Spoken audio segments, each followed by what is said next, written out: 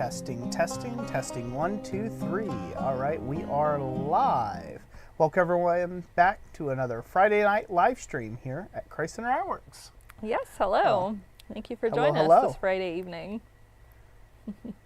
We are back to our fancy camera, so hopefully everything looks good on you guys' end, and we got our mics on and everything. Yeah, we're giving it a test anyhow. So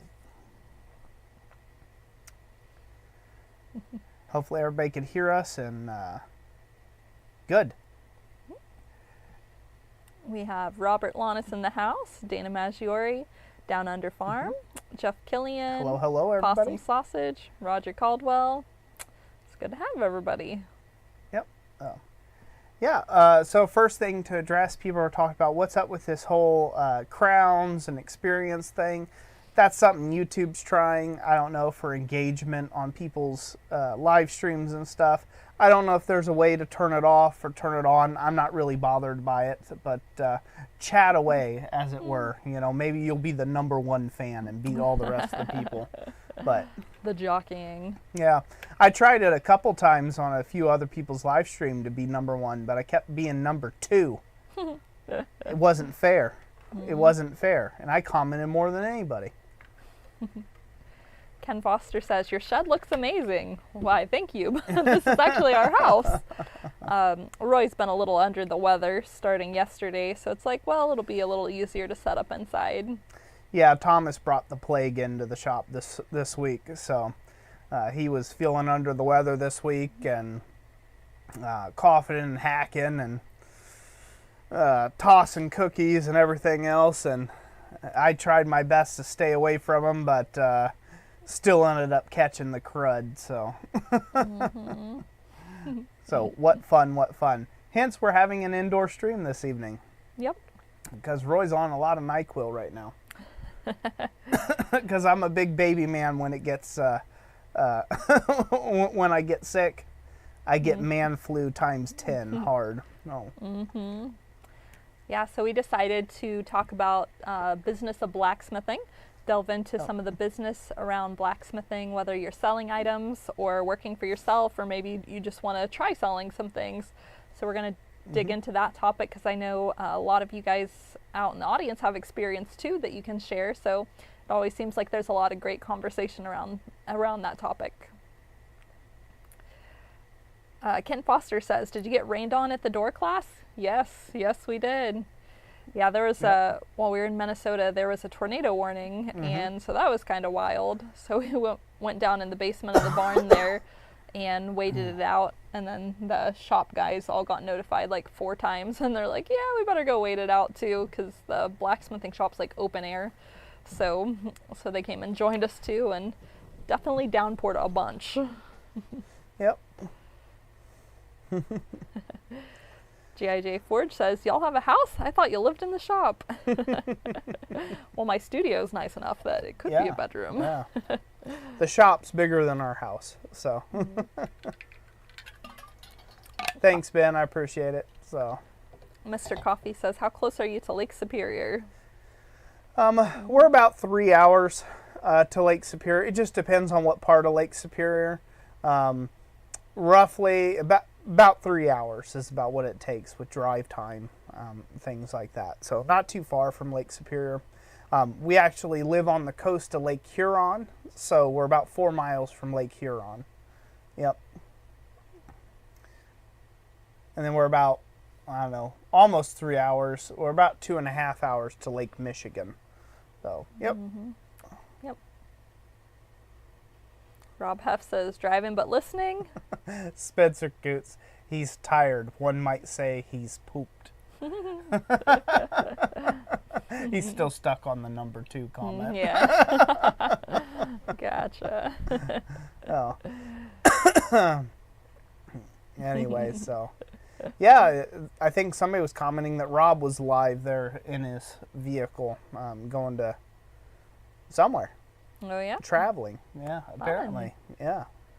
Sorry to interrupt your live there, Rob.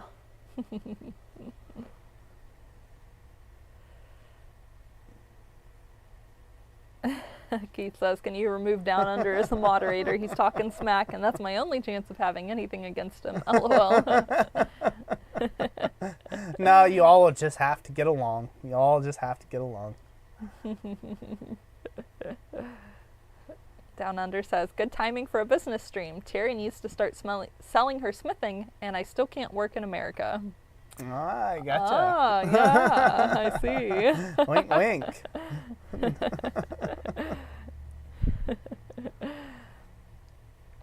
Yeah, it was funny. When we did craft shows, I got asked a lot if I forged the items that were on the table, even though he was there demonstrating. So Yeah. it was amusing. Yep. Yeah, it was amusing for her. It wasn't so amusing for me. You know, I'm there sweating, beating my heart out at the anvil, and they'd come up and look at her. Oh, did you forge all these? And I'm like, what am I, chopped liver over here? Mm-hmm. You know, but oh well. Yep. We should have just ran with it. We should have said, yep, she forged every last one. This guy right here, he's just, you know, he's a paid actor. Oh yeah, yeah. He's the display model. Yeah.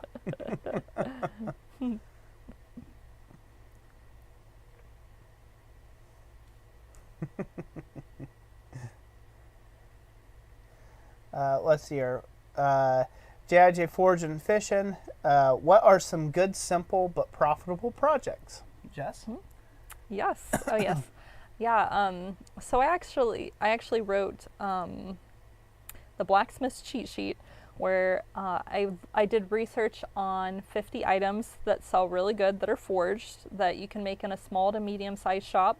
And I outlined like what those are with keywords if you're selling online. We'll go over some of those here too. I was just pointing that out, that we have that resource if you haven't heard of it yet.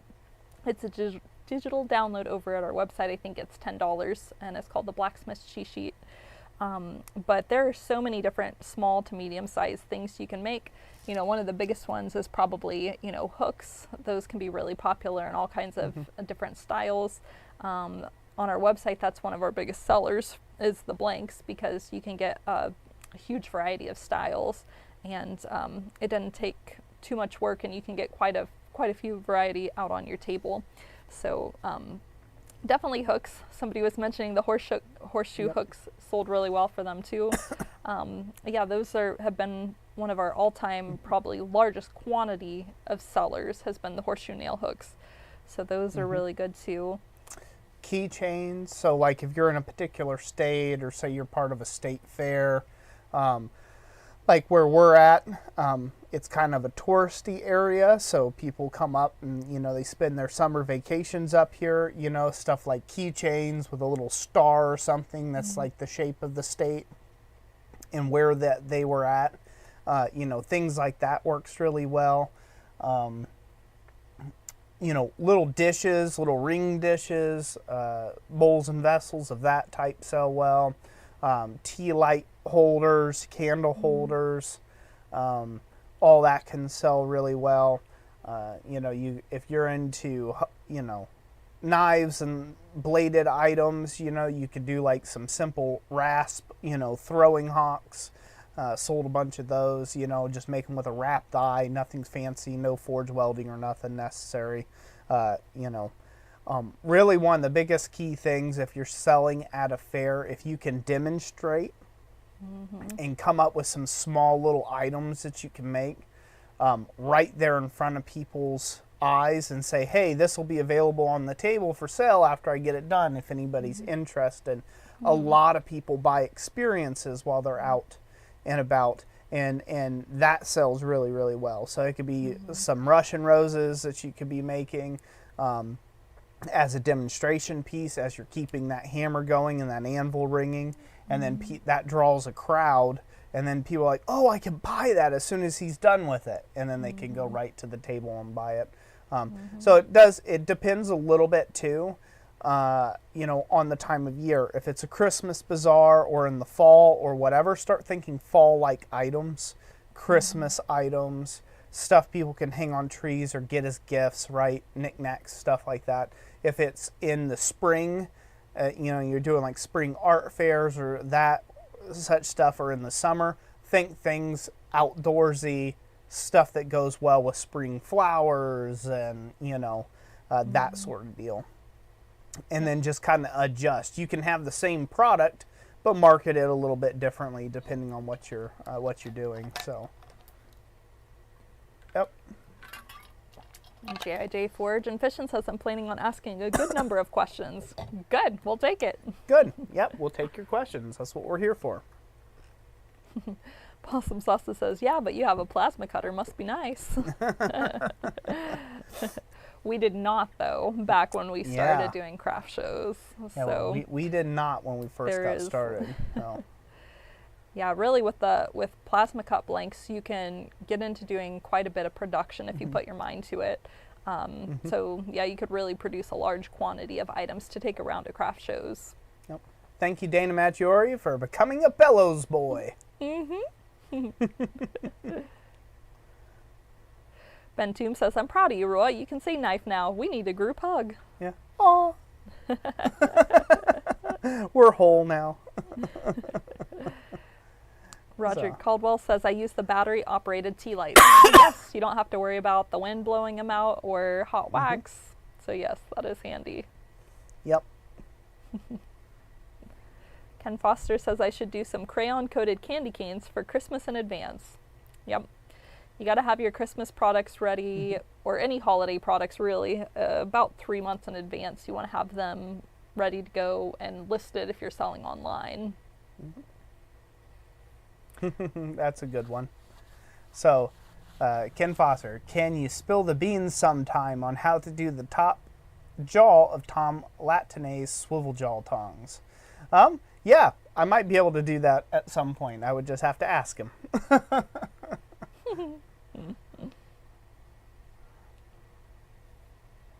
That is a pretty cool, is a pretty neat way of doing it. So, I'll give you a hint. He always forges from thick to thin.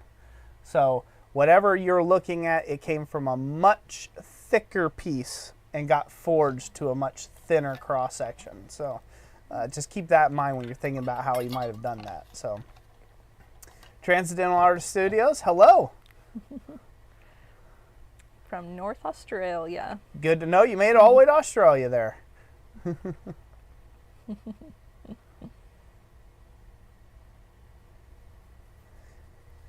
So, excuse me.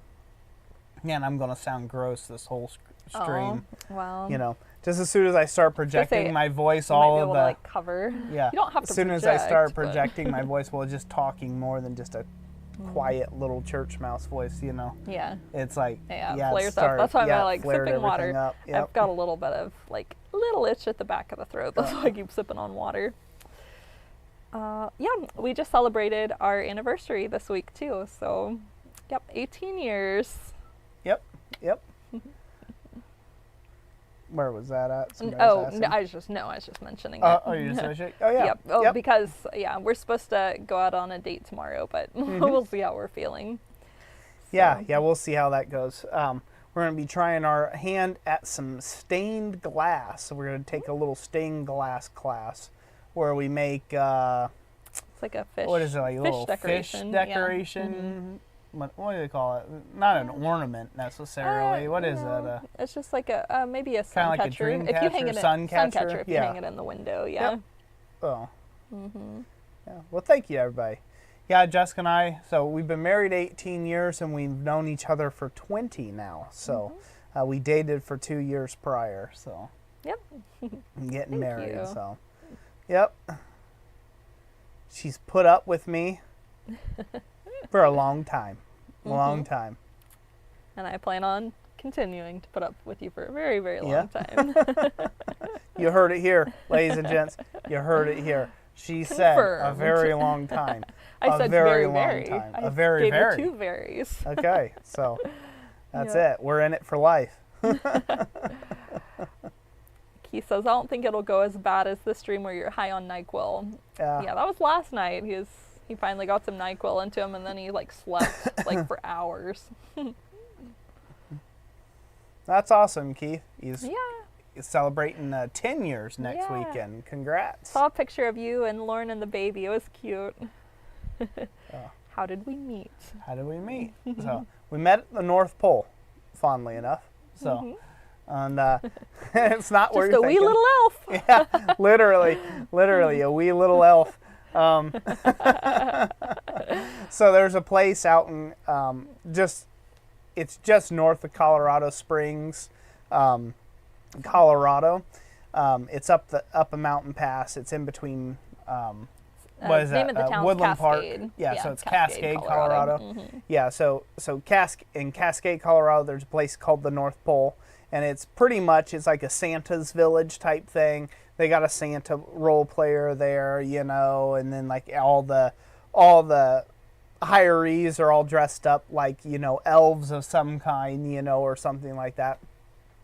And anyway, so they have a whole bunch of like Christmas themed rides and stuff.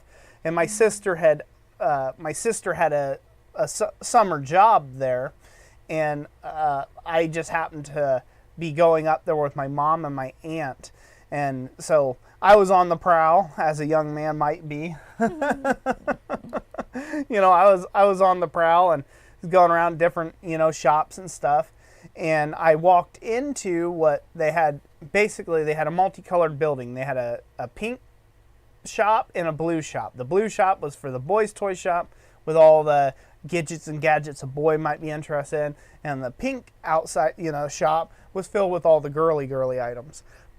Well, anyways, they had swapped the interiors around but forgot to swap the exteriors. They hadn't got that far to getting the new shops painted on the outside. Well, I walked into what I thought was a boys' toy shop, and I walked all around, and I'm like, there ain't anything in here that's for a boy, and I just turn around and just by happenstance, caught Jessica's eye, and she was smiling from ear to ear at me. I'm like, well, hello. So I went over there and laid on the smooths on this little happy little elf, and yeah, we started dating, and Yep. yeah, You caught me with your humor. yep, I sure did. So yeah, so she was literally one of Santa's elves. So to say Roy's had an issue with Christmas for a long time would not be an understatement. That will be the perfect story too, like when you're like in your 60s with a full gray beard and you're playing Santa. It'll be perfect. Yeah. You're set up perfectly to be Santa later. Yeah, Mrs. Claus was originally an elf. That's right. That's right. The other side of the story you never heard. That'll make an interesting movie someday. Yeah. When Santa marries one of his elves. Dun dun. Hello, Chuck Miller. So that's how we ended up meeting. Like I said, we dated for 2 years and then got married straight out of high school. So, yep. High school sweethearts. High school sweethearts. Yep. So, and now she's officially been married to me for half her life. Yes. Yeah. Yep. That's right. Yep. So I didn't have access to the naughty list? No. I wasn't high enough ranking for that. Yep. Don't go to a Coldplay concert. No plans on it. He says, such a romantic story. We met because her dad needed help baling hay. By the time the day was over, I had no play left in me, LOL. He still asks me for help baling to this day. It's practical. Yeah, it's practical. Yeah.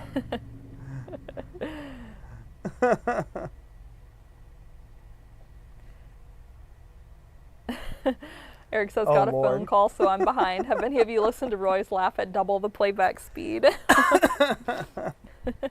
Boy, that's got to be interesting.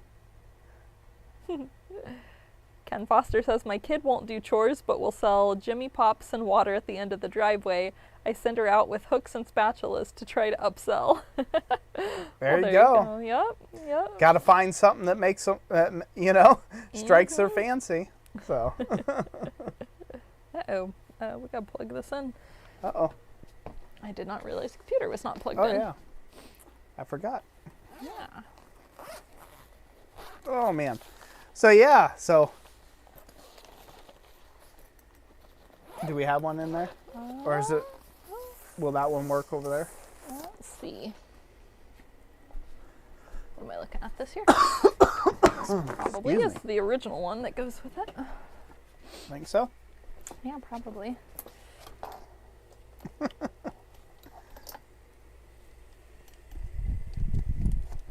How's that? Did it light up?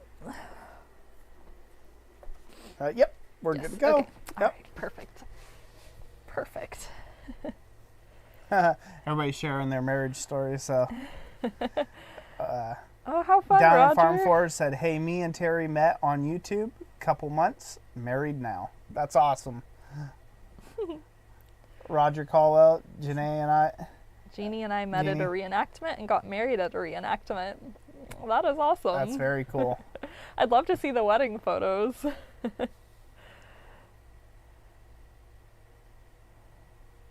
Ken Foster, that's a good question. Roger. Roy Jess, get any interest from reenactment groups to make items? I would say not specifically groups. I think some of the stuff we have done in the past has been for people who do reenacting, and that's definitely a niche. I would say reenacting is definitely a niche, and I think because they're trying to represent all things that are traditional to the time period that they're reenacting from, like blacksmithing would have been the only way that they could have gotten a lot of those items. So that would definitely be a worthwhile niche to get into.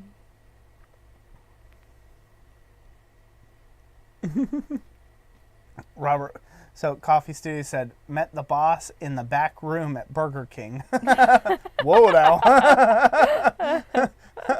Mary, oh man, there's just so many jokes that I can't even put out there right now. Married about 6 months later. That was 40 years ago. Congratulations, John, on 40 years of marriage. So, I'm sorry, there's so many jokes, so many construction humor jokes about that one. We will leave that one alone. Robert Lotta said, Cheryl and I met on MySpace, of all places. It's been a while since. I used to have a MySpace too. It's been a while. I never had a My Face. Not at all. My face. Chuck says, I want that picture over your head, by the way, as it's awesome and matches stuff I have. Yeah. That's awesome. Yeah, we were thrifting. It's pretty much epic, so. Yeah. When we painted our house last September, we're like, we're going to go for gold and green. Mm-hmm. And then some of the decor in here is also nautical themed since we live near the lake. So I seen that. I'm like, oh, that's so epic. Yep. Yeah. The grill that I'm working on currently, Jess was like, where are we going to hang this thing? We need to find a place in the house to put it. As she was talking about taking down this photo and put my grill up here instead. I'm like, no, I like that. It's the old captain. It's the captain. And I come out every morning and I salute him. I say, ahoy, captain. Yes, you just need you need a cap and a pipe and you'll look like him one day. Yeah, there you go. Yeah. JIJ Forge and Fission says, I'm trying to get my work into a local store that sells artist work. I have leaf keychains, wall hooks, and bottle openers. Any tips for how to price them? One of our, if it's a consignment shop, a lot of the times they are normally like 30 to 35% is their commission rate.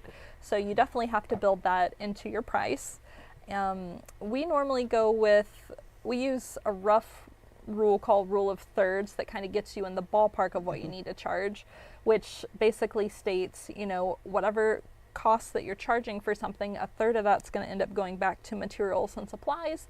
A third of that is going to be taxes or fees. Like if you're selling online, that'll be part of that third. If you're selling a consignment store, that'll basically be all of that. And then you actually get to keep a third of what the item is selling for that you actually get to pocket as profit.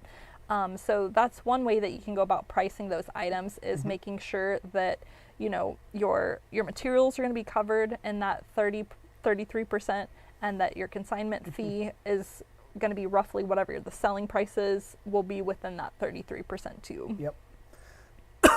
So to zoom out on that, here's where my first NyQuil induced rant could be at. So to talk a little bit about the rule of thirds.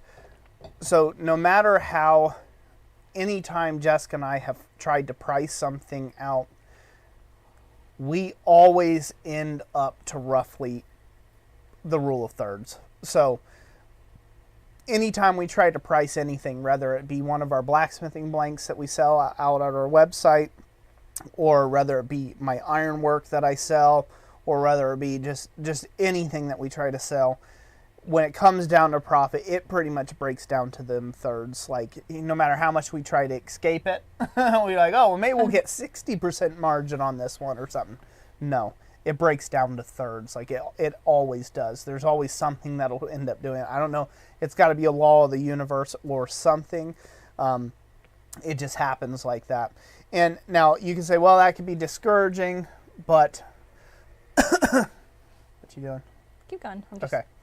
taking a note. So that can be discouraging, but that can also be one of the most powerful tools that you can have in your disposal as a smith, by creating yourself a budget, right, and knowing where you're at. You know, it's a good way of breaking down a ledger. If you run a blacksmithing ledger, is break it down into thirds, right? It's an easy calculation that you can do very quickly. So if someone hits you up sideways, like, hey, how much would it cost for you to make that for me? Well, you know, you don't have numbers right up in front, but you can say, hey, well, I'd have to get at least $200 from that. So that's $600 to them, right? So if you need to make at least $200 for making that item, then that means it's going to be at least $600 to take and sell that item at a price. Now, I'm talking about something like a sculpture or something like that. Let's say if it's a hook, right? Say you need to make $1 a hook because you can make, you know, I don't know, you make 60 of them an hour, right? But you need to make you need to make $1 a hook, right? So because you want to make 60 an hour for whatever reason. Say that's what you need to make. Well, if you need to make that $1 a hook, you need to sell them for $3 a hook. So that'll make sure that you have at least roughly covered your expenses and your taxes. It'll cover all the expenses associated with that hook, and it'll cover all the taxes associated with that hook, and you will walk away with roughly a third in profit that you know you can clear, roughly $1 a hook. Now, that'll change a little bit depending on wherever you're at. You know, maybe the show you're at has a higher booth fee, a booth cost, than what other shows may be. Or maybe you had to drive a little farther to go get, you know, to go get to the show, and it costs you a bit more in gas that was unanticipated.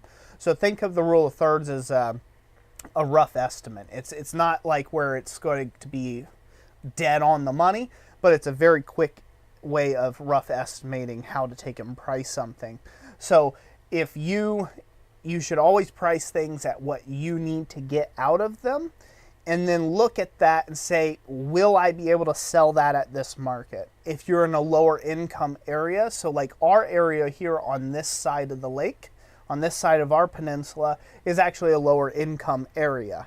So it doesn't make, you wouldn't be able to sell things for as high as you could if you were on the other side, say towards Traverse City, Michigan. So if you were out over on the west side of Michigan, that's your higher end tourist area. And so therefore you would be able to make a lot more per item there. So if you have a hook that you need to make, you know, $10 a hook on, and you're selling it for $30 a hook, but you're in an impoverished area, you're not going to sell any of them hooks. So that's not an item you would put on your table in an impoverished area. It's just the simple facts the way they are. But if you go to an upscale market or an upscale place where, you know, there's a whole lot of money being thrown around, now you can get that $30 a hook. You know, if you go to that type of market and that type of show, right? So you can get that $10 a hook that you need.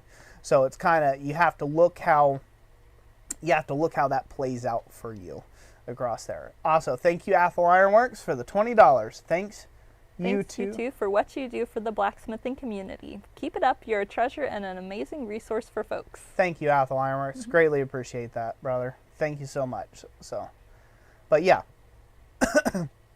So to go back to that, the rough estimator that you need, that every smith should just mark down and start saying as your mantra, is the rule of thirds, rule of 33, because guess what?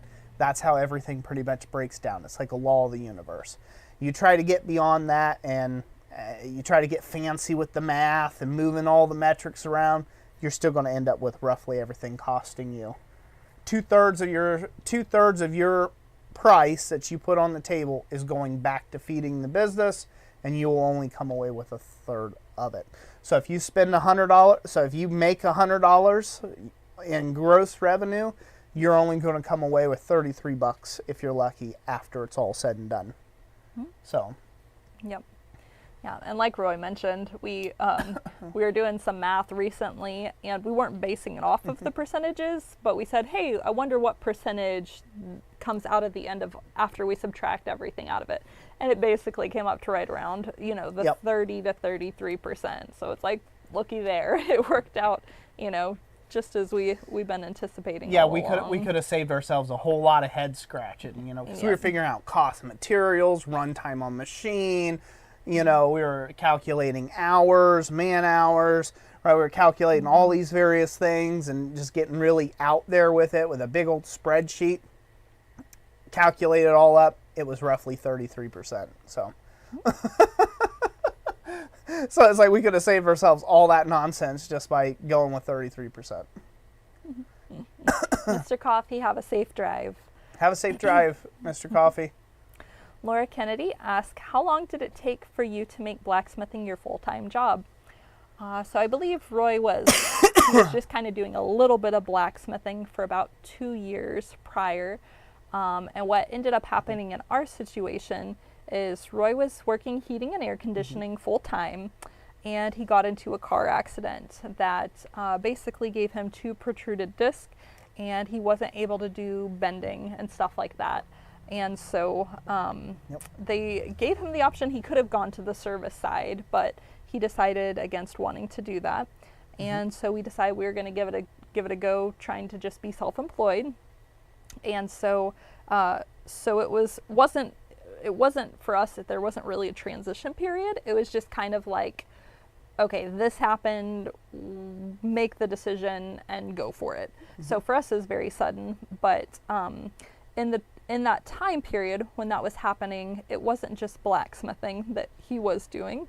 Roy started picking up odd jobs as he was able to, and you were repairing some refrigerator equipment for restaurants as well. Yep, refrigeration. And then on top of that, then we were also taking some items and starting to sell them on eBay. And he was selling some tomahawks and things like that. And then and then from there we started doing some craft shows as well.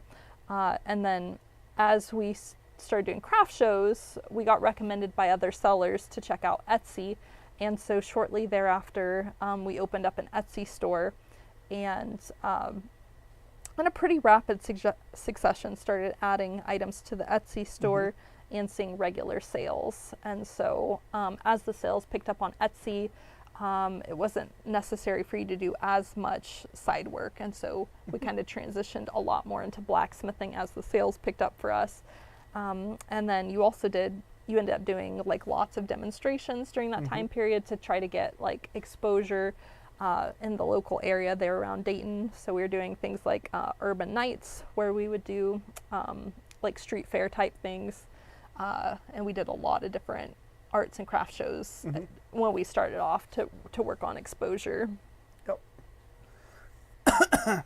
You can copy J and J's for it. I want to expand upon that for Laura Kennedy's question. Yep, sure. So let's talk about a little bit of a timeline on getting, how long does it take to get into full-time smithing, right? So our situation is obviously going to be different than just about anybody else's situation out there. There might be some similarities in people's stories, maybe not.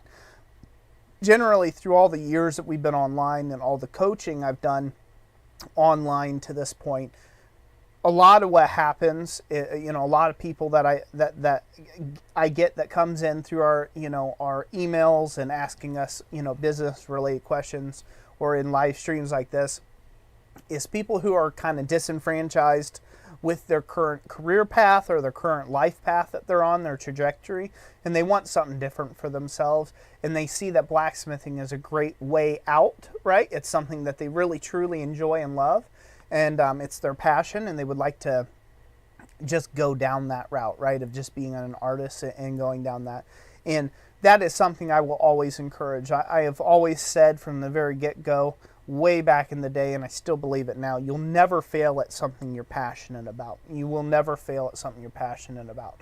Now, it may not look like your current life the way you are right now, but you won't fail at something that is your passion, because you're going to put yourself, you're going to throw your shoulder behind the plow, so to speak, and you're going to get stuck into it. So, with that being said, things that you can do to make your transition from working a 9-to-5 job to working for yourself doing artwork or doing blacksmithing a little bit easier is, while you have a good paying job or even a mediocre paying job right now, you have leverage, right?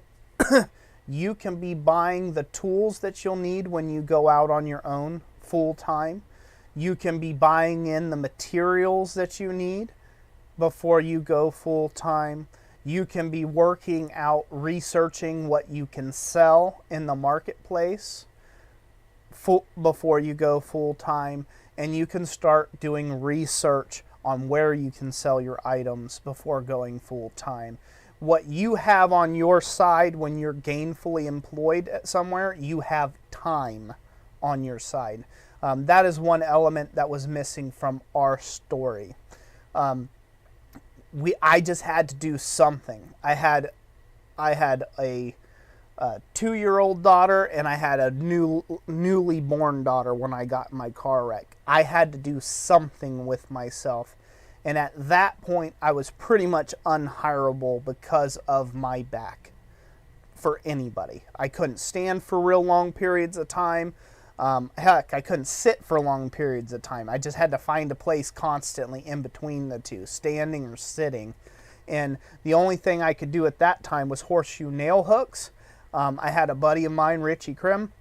He came in real clutch for me and my family. He allowed me to do, like, he had some remodels he was doing, and I was like, I could sit on a bucket and peel wallpaper, steam wallpaper and peel off wallpaper off walls for him, and he paid me some extra money there. I had the occasional job I could do to pick up some extra work here and there, little odds and ends, just to take and pay our bills.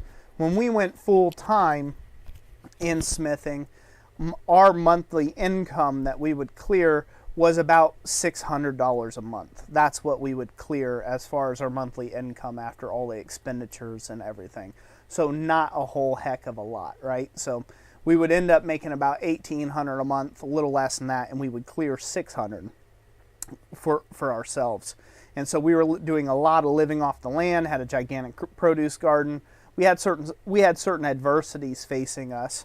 But we made it through. We made it through with two little ones, and then eventually had a third, which is my son, my youngest now, who is now 11, if you could believe that. So that many years ago, like I said, we had a certain amount of adversity that was facing us that we had to go through. If you have a job, if you have gainful employment, you have time on your side. I just really want to point that out. If you can get yourself set up well before you make that leap, you make that jump from, doing a 9-to-5 job or a 9-to-9 job, whatever it is, and you can transition yourself over to being able to a much smoother transition than what we had, that will go a lot better for you. So the time frame that it takes to do that's going to obviously be different for, every single smith out there in your own personal circumstances. Some things that can help you go to full-time smithing is a few realizations. So I'm going to just kind of talk about this for a little bit. Don't know where Jessica ran off to, but we're going to talk for a moment about this. There's a couple realizations that you need to take in consideration if you're going full-time for smithing. This isn't going to be the part that anybody really wants to hear, but it's just the truth. If you are, there's something popping up behind there. Okay. I don't know what's happening behind the chat, so okay, this is some weird pop-up thing. Trying to get you to. Anyways, enough of that getting on my things there. Let me get back stuck in here. Couple of realizations you need to have. If you've worked someplace for 20 years, you have seniority, you're at the top of your pay scale, maybe you're making $20, $30 an hour. This is just hypothetical. Say you're working in some sort of trade somewhere, right? And you're making you're making between $20 to $30 an hour. You've put in a lot of time. You are the senior whatever tech, the senior this, that, what have you. And then you want to jump off into blacksmithing. The realization is that you need to have is, what if you were to quit your job and go work as an electrician? Say you were a plumber and now you're going to become an electrician. Well, you went from here being the senior whatever, and now you're here. You're the grunt. Your pay is going to reflect being a grunt in the thing. And that's one thing that's not talked about in smithing. You look at it as like, oh, well, that guy's making $800 a knife. I could do that, and that's more than I get paid in a week. But you don't realize that that kid or that guy or that old man or whoever, they've had the last 20 years building that up, right? So there's a reason why they're getting paid $800 a knife, or there's a reason why they're getting paid $40,000 a sculpture or whatever, right? They have built themselves up over time. And so when you start into any new endeavor, expect that your financial station is going to drop. That's just the realities of it. You're going to start at the bottom. So really analyze that for yourself of how much you really want this and how much you really enjoy smithing. Is that the thing you want to do? Can you handle? Can your lifestyle take that much of a hit? Because if you can bring your lifestyle under control to be able to take that hit, go from your $80,000 a year job and drop down to a $20,000 or $30,000 a year job and build it from there, then you can start blacksmithing pretty darn quickly, full time. But you have got to have that self-realization, and only you can decide that in your own personal circumstance. For some people, they can't handle that. They need benefits. There are no benefits working for yourself. You get sick, you get cancer, you get whatever, you're just hosed. If I get down, if I die, hosed. That's it. There's no out for me. There's no golden ticket. I have to take care of myself. If I croak somewhere along the way, Jessica can sell off all my blacksmithing tools. That's what I've got for her, So that's just the realities of it, right? There's no employee match benefits around here. There's nothing like that, right? That's the thing about being self-employed. And the tax man's not too kind to you either. You get to pay double in taxes when you're self-employed. So, so there are some not nice things about being self-employed, but the one thing you do get is you do get a sense of freedom. There is a bit of freedom in waking up and deciding what you want to do for the day, and there's a similar amount of terror. Like, oh crud, what am I going to do today? Those are both things, right? When you're working for yourself, you're just like, I'm my own boss. I won't have to listen to that jerk Jimmy. And then, but that jerk Jimmy, he had a plan. He had an idea, and you were going to collect a paycheck whether Jimmy's idea worked out or not, right? When you're your own boss, it's all on you whether your plan works out or not and whether you'll get paid. No one's paying you. You don't have intrinsic value. You have to go create value out in the market space for yourself. So those are the hard truths about working for yourself and doing it in the blacksmithing. You are a greenhorn when you start out doing it as a business. Just get over it. You're going to make $4 an hour, $5 an hour. You're not driving around a nice Escalade and living in a 4,000 square foot house. Can't do it. Not going to happen. That is rare as hen's teeth, people who are able to transition out of a full-time job as a doctor, at doctor's wages, and then, oh, now I'm a knife maker. And, oh, did I mention I just bypassed everything? I'm at the top of the knife making world, or I'm at the top of the sculptural artist world, or I'm at the top of the whatever world, right? That's just a fool's bet. More than likely, you're going to be taking a significant pay hit to do it for a living. Think less Dave and Buster's and more like Van Dave down by the bay. Okay? Van Dave. But, it is so crucial for people to understand that, because you get caught up in the romance of it. That's why the rule of thirds, the rule of 33, right, is so important. Is because you don't take that out on $1,000, you're going to make $330. So you got to move $1,000 worth of product to get $330 at the end of the day. Some of you might be like, well, I make whatever that in a day. I don't know what your guys' economic situation is. Well, guess what? That means if you want to maintain that lifestyle of yours, you're going to have to make $1,000 a day minimum in order to maintain that lifestyle of yours.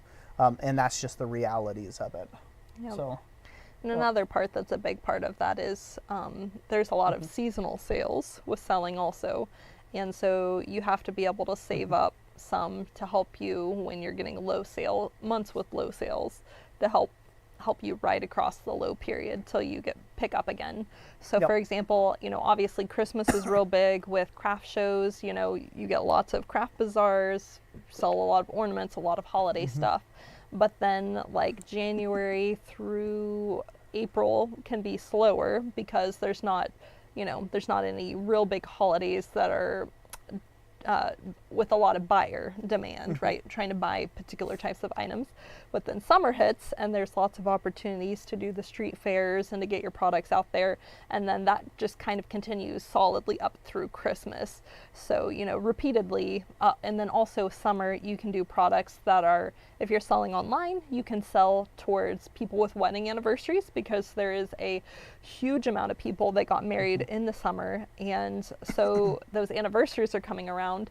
So one of the things that was real big for us was copper anniversary gifts. So we did a lot of stamped bowls, and we did customized stamped bowls where we'd stamp, names and dates in it, and we'd have different styles of bowls, different textures, different colors. But then we were marking it to the 7-year anniversary people, which is, the traditional gift is copper for that. So. Yeah.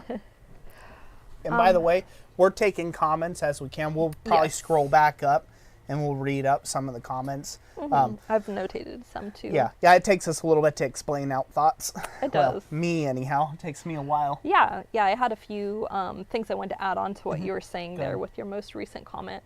And one of we get this a lot in person, is that people are like, they're very torn about like, oh, I have a good job, should I start selling? Like, and they act as if it's an either or situation. Like, oh, I can either have my day job or I can sell stuff.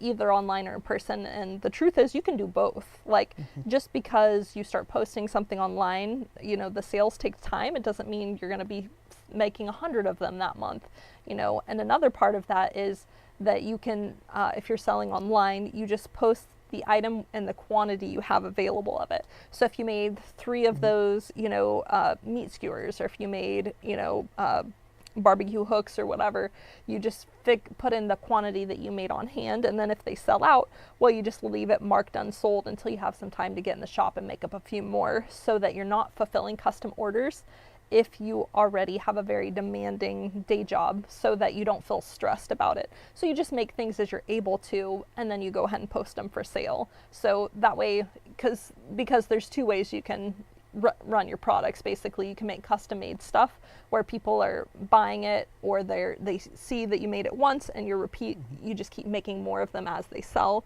right? That's one, that's like made to order kind of thing. And then that could be more stressful if you're already working a full-time job versus if you just post the quantity that you have on hand. So that's one recommendation on that. And JIJ Forge and Fishing, we'll touch base on classes too as well here in a minute. We'll answer some of your questions here in a minute about that. So. Yep. And then you'd mentioned the downside to working for yourself is having to pay the self-employment tax. So that definitely comes around at tax time. If you don't, we got to the point where we have to pay quarterly estimated tax payments. That it takes a while before you hit the point where you have to do that, but you'll see it yearly with your tax accountant when you start working for yourself, or even if you're doing split, your 40-hour job and then your side stuff.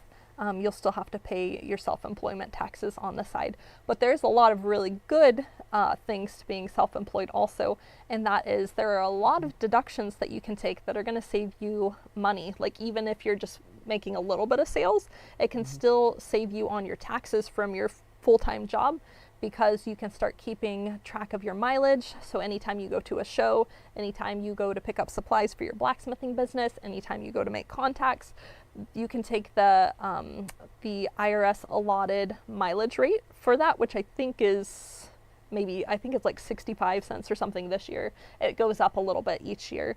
And so that really adds up. Yep. That adds up quite a bit.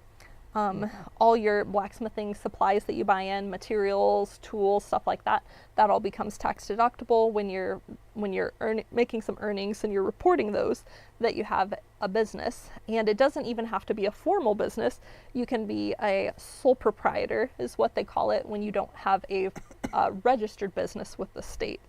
So that's kind of like your starting line is the sole proprietorship. You're just working for yourself and you're just reporting your earnings on your taxes. And then like the next step from that is there's different types of businesses you could register. LLC is one of the most common, which is limited liability company. And so that one's really common for a single owner. There's also S Corp and C Corp, and I'm not really going to get into those. But LLC is very common to have. And so to register for an LLC is you don't even have to pay anybody to do it. I've registered my own LLC it was a year ago now, for my videography work. And so it's like a 3-page form that you fill out, and it's just things like your contact information, the business location, which is most likely at your home, and that kind of thing. So it's I think here in Michigan, if I'm not mistaken, the fee was like $50 to $75, something like that. So it's not even very expensive to do that either. And then when you go to do your taxes, you tell your accountant, like, yeah, I've formed a business now. And so it's just like an extra form they add when they, do the taxes kind of thing. Take care, Spencer. Yeah. A lot of info. I had something I was going to add back there a bit, but I can't remember. Was it going to be about deductions? All right. No, something else. Okay. What I was going to say is there's an interesting thing that happens when you have a day job and you start selling, something as your side hustle. One benefit of doing that, starting early while you're having that, and use your day job as your leverage to be able to set yourself up in a good place where then you can transition off and go into a full-time business, which just goes up. If you roll up, Jess, on the comments just a bit there's a month ago, Eric. This is a good point to Eric's thing. Eric says, have a decent day job, started selling ironwork about a month ago. I'm selling faster than I can replace. Is there a good way to speed things up without adding in power hammers and presses? So without power hammers or presses, I don't know what type of item it is that you're using, but I'll come back around to this in a moment. But pretty much time at the anvil. Just more and more experience at the anvil will make you quicker at things, depending on how much time you can spend at it. One help there is at least batch work together. You know, do like all of one stage on one item, and then take them all through the second stage, the third stage, fourth stage, finish, right?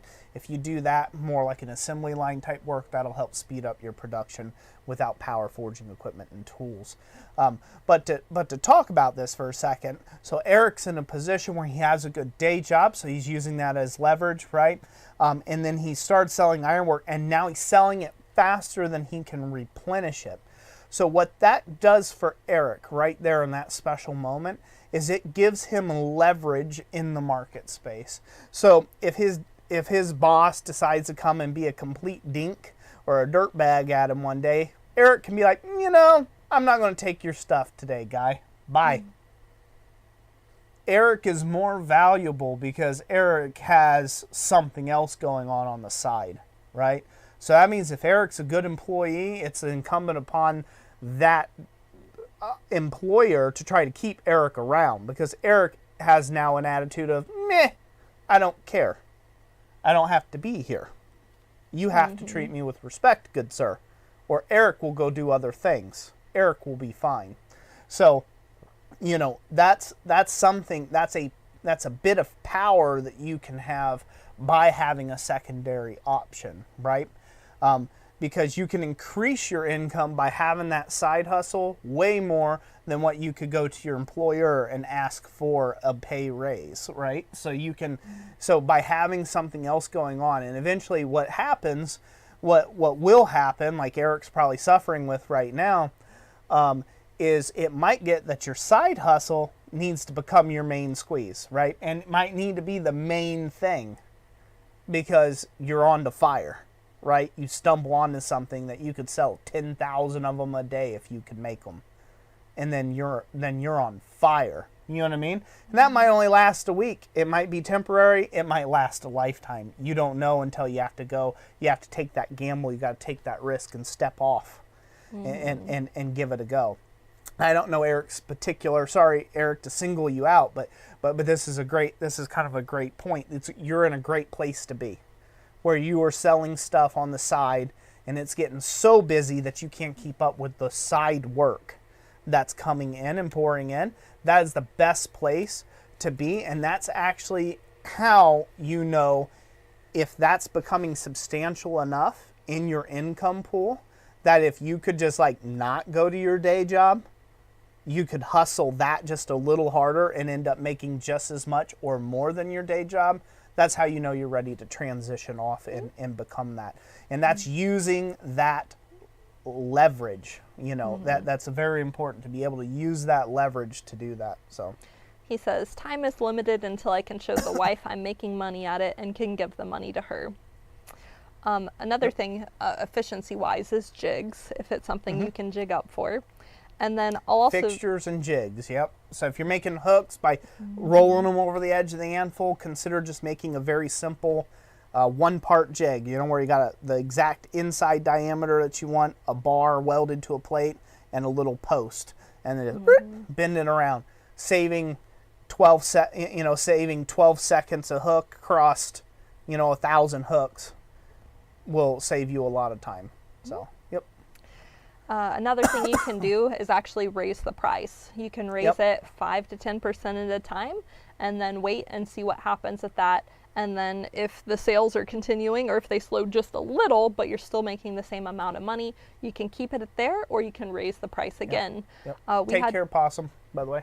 We had to do this with our son. He was taking some of our blinks, and he was just doing a basic texture and then selling them. I think we had them for $10 to start off because it was made by a kid. Yep. It's kind of rough, but they were selling insanely fast. And so we're like, well, we're going to raise the price $1. They were still selling like crazy. We're going to raise the price again. And so we raised it 4 or 5 times over last season, and he was still selling them really, really well. So we ended up bringing them up to $15 now, I think. And so, sometimes you just got to raise the price until you can meet that happy medium that's a good workflow for you. Yep. Yep. What's on your On my things list? there? Okay. Let's see. Keith says, on the same point, can you hit on giving classes part-time along with a full-time job, the pros and cons? Okay, pros and cons. Let's get into classes, offering blacksmithing classes and courses. So, if you want to start offering classes where someone's paying you for your time to be at your forge, it is my suggestion that you at least open up an LLC and that you tie that particular activity and the waiver to that LLC. So this way it protects you against, someone suing you if they get burnt, or someone, losing a finger because they weren't paying attention, or something like that. They left the hardy tool on the anvil, or this or that. Especially if you're going to have a lot of people. So the pros of teaching, you get to pass on that knowledge bank that you've been storing up, and teaching can be a very lucrative way of spending a weekend, right? Like if you're teaching a weekend class, maybe you can offer that class for a couple $100 a day. You might be able to make $400 to $500 a weekend, right? Anywhere from $200 to $250 a day that's actually pretty cheap for a private course. That's what I believe that's what we have been charging for the longest for a blacksmith class here with me. And so that can be a nice way to make a nice tidy sum on the weekend if you're willing to take and work a weekend. The cons, most people are only available on the weekends, right? So that means you're going to lose a weekend. That means you're working all weekend. You're not going to get a break per se, right? So if you work a very physical day job, and then you have to come home and you got to work all weekend doing a very physical job, that can be quite taxing and unsustainable. That's one con to it. The second con to it is when you are having people out to your place, you don't know who you're getting, right? So you never know who you're going to get. You might get, most people that we've ran into, and most people have come and took classes with me, well vetted, nice people, no problems whatsoever. We have had a few weird ones. We have had a few weird ones way back in the day, way early on, that come out to take a class. I was like, okay, I'd be happy if they never paid for another class ever again.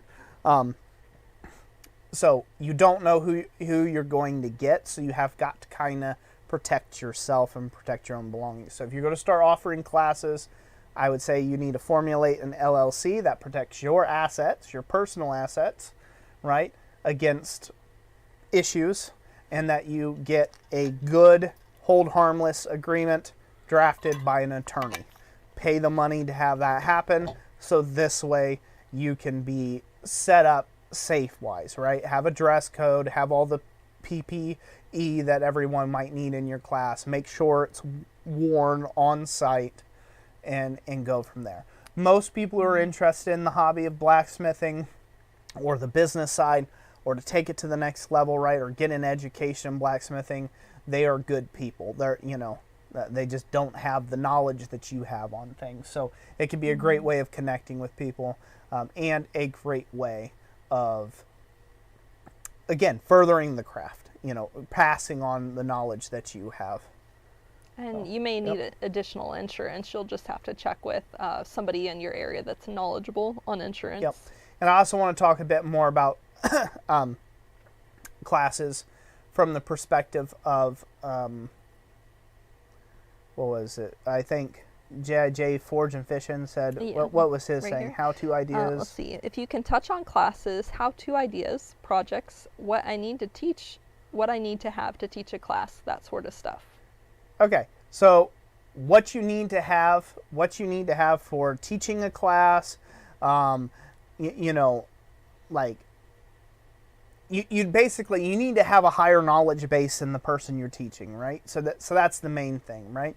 So if you're going to be teaching a very beginning, say a basic 101 class, you need to be able to know how to do that. If you're going for a forge welding class, you need to know how to forge weld, right? Those are kind of like give me's. You need to be proficient in those things to be able to pass on that knowledge to someone else and to be able to do so safely. As far as project ideas, do what's within your comfort range. We all have something to offer, even if you haven't been smithing that long. Maybe you've only been smithing 4 or 5 years, right? But you feel like you're at that place where you really want to teach somebody else how to, or maybe you have a few friends that want to learn from you. That's perfectly okay. Don't overextend yourself. Don't play like a master when you're not. Don't put yourself or others in harm's way, right? Like, so if you're not comfortable with a process, don't teach that process. Stay in your lane, so to speak, when you're teaching, right? You don't want to be teaching how to make knives when you don't know how to make knives that well, right? Like, you want to get proficient at your own processes, so that way everything's a safe experience, because it takes a lot of mental energy to be that rising tide and bring all ships up. It takes practice and it takes time. So for your first classes you teach, keep them really simple. Keep them very basic. Maybe you make nails, maybe you make small hooks, maybe you make, meat skewers and, fire pokers and simple things, make really simple things, right? Maybe if you're into the knife making world, you'd make the little simple blacksmith knife with a little handle that's drawn out or whatever. You keep stuff real simple at first until you yourself are super comfortable with more in-depth projects, and then you can start marketing those as well. And then you can get paid more for teaching them. I believe a good example of that is Timothy Cunningham on Instagram. A good majority of his business is basically what he does is he buys in our blanks, he makes them up, and then he offers a class on it to the general public. So he says, hey, if you want to come in and make a hook like this, I'm running this 1-day class. And so he gets people that have no hammer experience, but he's doing a very simple project and he's already practiced the steps himself. And so that is his business model. And so, he gets a lot of people coming through. He does couples nights, and then he does stuff with, kids, and he has stuff with vets and all kinds of these different angles he works, but it's the general populace that hasn't done forging before. And so it's very entry level, but people come in and they get to have an experience, right? They get a little taste of forging, and there's so many other things out there like that too, like the blacksmithing experience and some other ones where I think Blue Hell Studios or the Cincinnati Guild, they do something like this too. They have this project board of 6 projects, and they have instructors where people can come in from the general public or other blacksmiths. If you might be an entry-level blacksmith, says, hey, I want to make this object off of the board, and they say, okay, for us to make this with you, it costs X amount of dollars. So they don't charge per the day, they just charge per the project. And then they have kind of like an open house thing where people can come in and they can pick a project and do forging. And then it seems to be a very good business model for them. Yep. And as far as Athol Ironworks has said, the insurance for teaching is expensive. So so when it comes down to insurance and stuff, you have to think about that logically, right? If you're not running that many classes and if you're well vetting people, you may not need the insurance. Insurance is what it is. It's insurance, right? It's for the what ifs. If something were to happen in worst case scenario, right? Situations.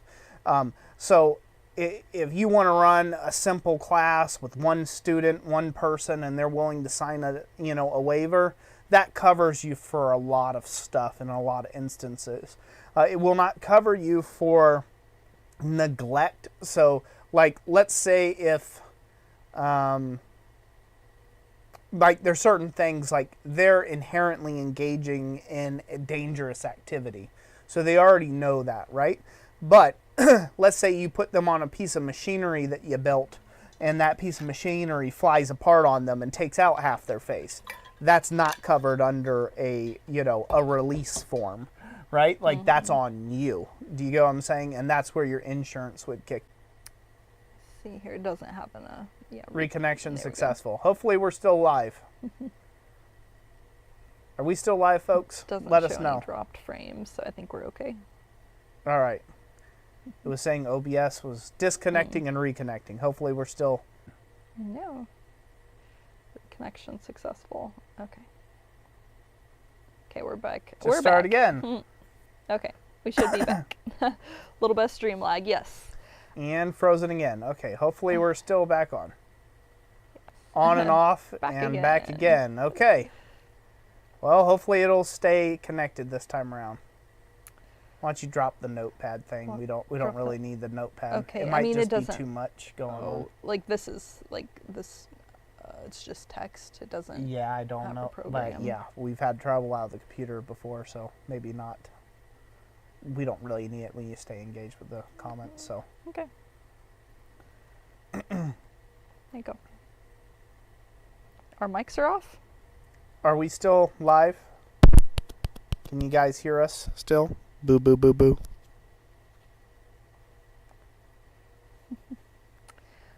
So, let me go okay. back and find... Laura Kennedy says, sounds all good here.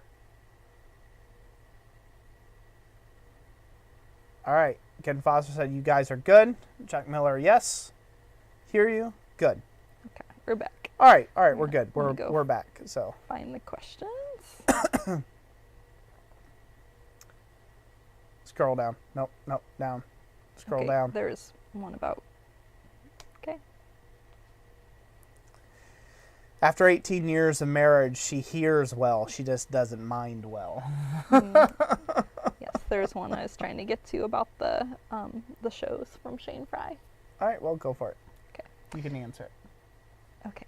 Shane Fry says, we have had good sales at a couple of small shows with 2,000 attendees. We're moving up to a 10,000 and 30,000 attendee show this fall, demonstrating at the 30,000 show. Any advice to make the jump to larger shows? Well, if you don't already, having a barrier up is a really good idea so that people don't get too close to your forging space. People tended to get really close to our forge and really close to the forging area and run the risk of burning themselves. So like having, if you're in an area where you can put up some stakes and a bit of rope, that's really good. Or if you need to attach to something else, just make sure you have a way of keeping the public back a little bit so that they're at a safe distance from the forging. Yep. And of course with a larger audience there, you also have the potential for more sales. So you'll probably want to have a larger quantity of items that you're selling. And with that big too, you could probably get away with bringing more of your more expensive items. You know, we always like to think of the lower dollar items like your keychains and your hooks and your ornaments as kind of the top of the funnel. If you think about your sales as a funnel, you have your, your least expensive items at the top of that funnel. And as people start getting drawn into your work and they're like, you have, as you work down the funnel, you have items and fewer customers interested in them. But when you do make a sale, you're making a sale for a lot more money. One thing I'd like to add about 30,000 people shows or 15,000 or any big, it's lagging again. Will you get rid of the notes off of there now, please? Yes, I will. Get rid of the notepad completely. Thank you. Okay. So, sorry if it's lagging. So one thing I would like to say about the large shows, booth setup is kind of crucial. So if you think about it, those shows are going to have a lot of people. You're going to have a lot of vendors. Location is going to be important if you're trying to make a splash. If you're getting in on a big show like that and they're accepting you, but they're going to put you somewhere in the middle or down a back. Down a back alleyway somewhere. If they're going to do something like that to you, right? Or bury you right by the restrooms, that is not a show where you want to be put. So your booth space is critical. You want to be located somewhere where there's high traffic. So at a crossroads, so to speak, at the show, like a crossroads aisle, you want to be very prominent if you can. That'll really help your sales. The other thing is, if you're demonstrating, make sure to keep that anvil ringing no matter what.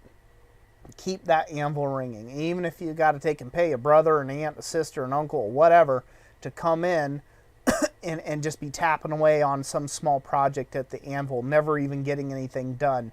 That is crucial to get people there to stop and see you, right? Like, they're going to want to see you. Everybody likes to see the smith work. Everybody likes to see the blacksmith doing a thing.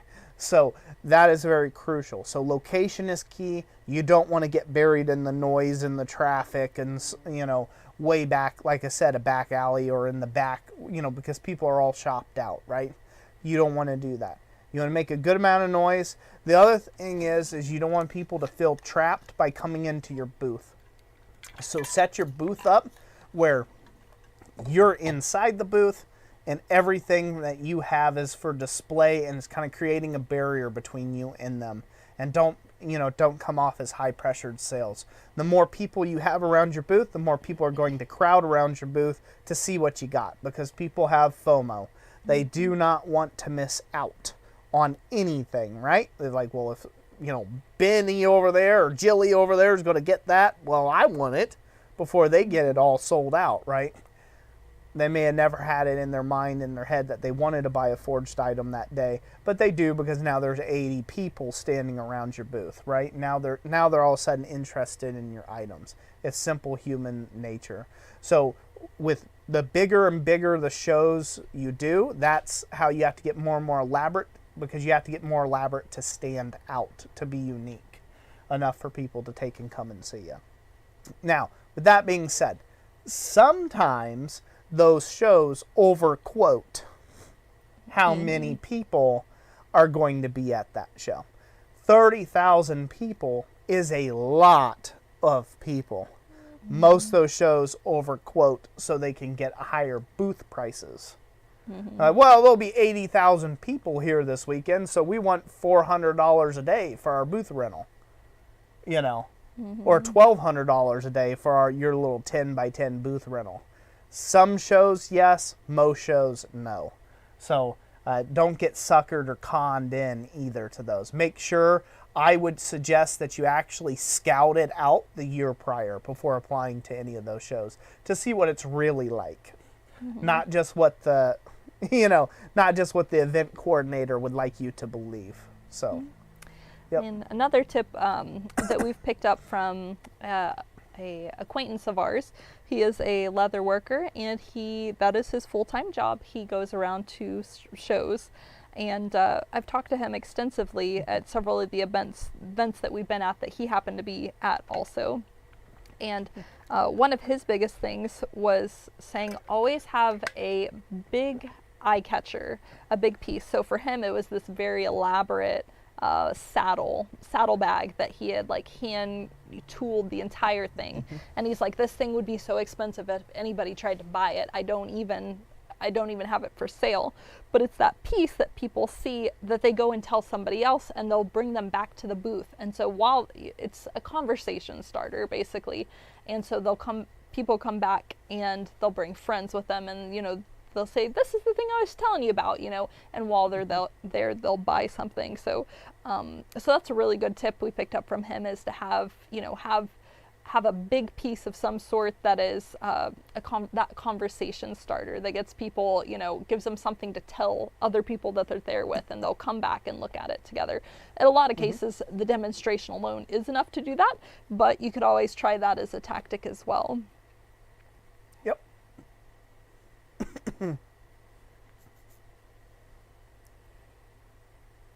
Athel says, I've started charging fares for demos. I'll pay for a booth to sell items and promote classes, but it costs money to demo. Yep, it does. They can use that as in their advertising that, hey, we have a blacksmith. And we've done that before also. We sent out a letter to various events, and we said, hey, we have, we're doing blacksmithing demonstrations. We charge, this much an event. If you would like to have us, get in contact with us, and we can work out the details. And then, yeah, and then you get paid to be there, and then you can also set up a table and sell stuff. So it's a win-win situation. Yep. Yep. That's another great way of taking and getting, a lot of the bigger shows, they require a picture of your booth space, your actual setup from previous shows. So that's a good way of getting your foot in the door. Is do some smaller shows, get a really nice booth space set up first and foremost, get those photographs of it, and then that'll allow you to get into bigger and bigger shows. And then, again, put up a roped cordon area with at least, 4 to 6 feet away from any hot stuff going on, to rope off your section in your area to give a visual boundary to say stay out. Danger, hot stuff, or whatever. You need to create a visual barricade there for people so they know that what you're doing is potentially dangerous and they can stay out and they won't get too close to your things, Yeah. But make sure that they can access your wares that are for sale from a different side of you. So that way you have your demonstration area, and then you also have within the same vicinity, you have your table of stuff for sale with somebody managing that for you. Yep. And then the subject matter comes up on insurance again. Yes, you can get a certain coverage of insurance for yourself. Most shows, they have to provide a level of insurance for the people who are going to be at the event. Most shows would like you to have insurance, so this way they can tax on anything that happens to you, right, onto you, but it's not entirely necessary. Some of the big shows, they may just require insurance for that, and you got to calculate that into your costs of whether you want to do that show or not. Down Under Farm and Forge, do you guys do a 20 by 10 for a demo? Yeah, 10 by 10 is not big enough for a booth space and a demonstration area. You're going to need probably the 10 by 10 just for the demo area, and then the other 10 by 10 space for your booth, for the booth itself. Yep. One thing you could do too at those shows, because you're demonstrating, you don't pay for booth space.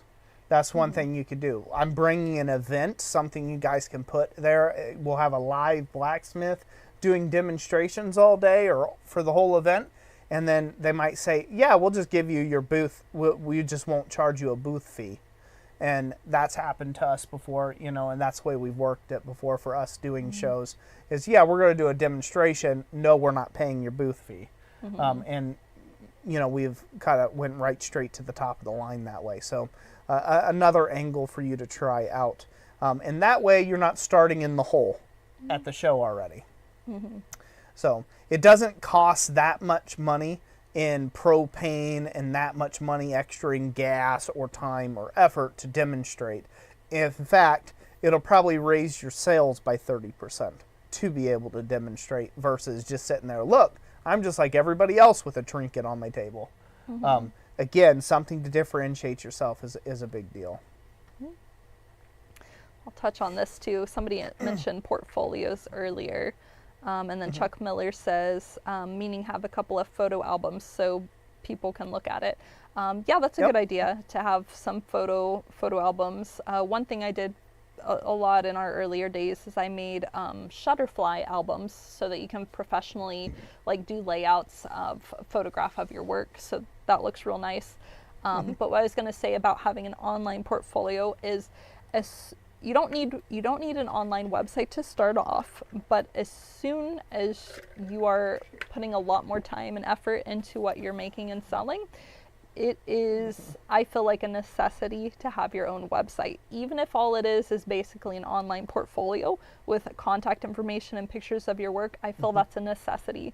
There are so many businesses up here in the area where we live, northern Michigan, that all they have is a Facebook page, and in my opinion, that's just very unprofessional. It's like if I wanted to see your hours, or if it's a restaurant, if I want to see your menu, I can't find out any of this information because Facebook doesn't pin it to the top. So it's not a great way of getting your stuff out there. When you have your own website, you can organize things in a way that makes sense, and you can choose how people are first interacting with your page. And so as soon as you're doing that, as soon as you're making more products and you're like, hey, this is actually a business for me, even if you're a sole proprietorship, go ahead and get yourself a website. It's not too difficult to set up. A lot of websites now are builders. Yeah, the websites can be really inexpensive. Sometimes you get them for free and you just pay for the domain, which is roughly $30 a year to have your own domain. Like, for example, a domain is www.christcentredironworks.com. That's one of ours. And so that when you hand out business cards, people can very easily come to your website, see more of your work, and have a way of getting in touch with you.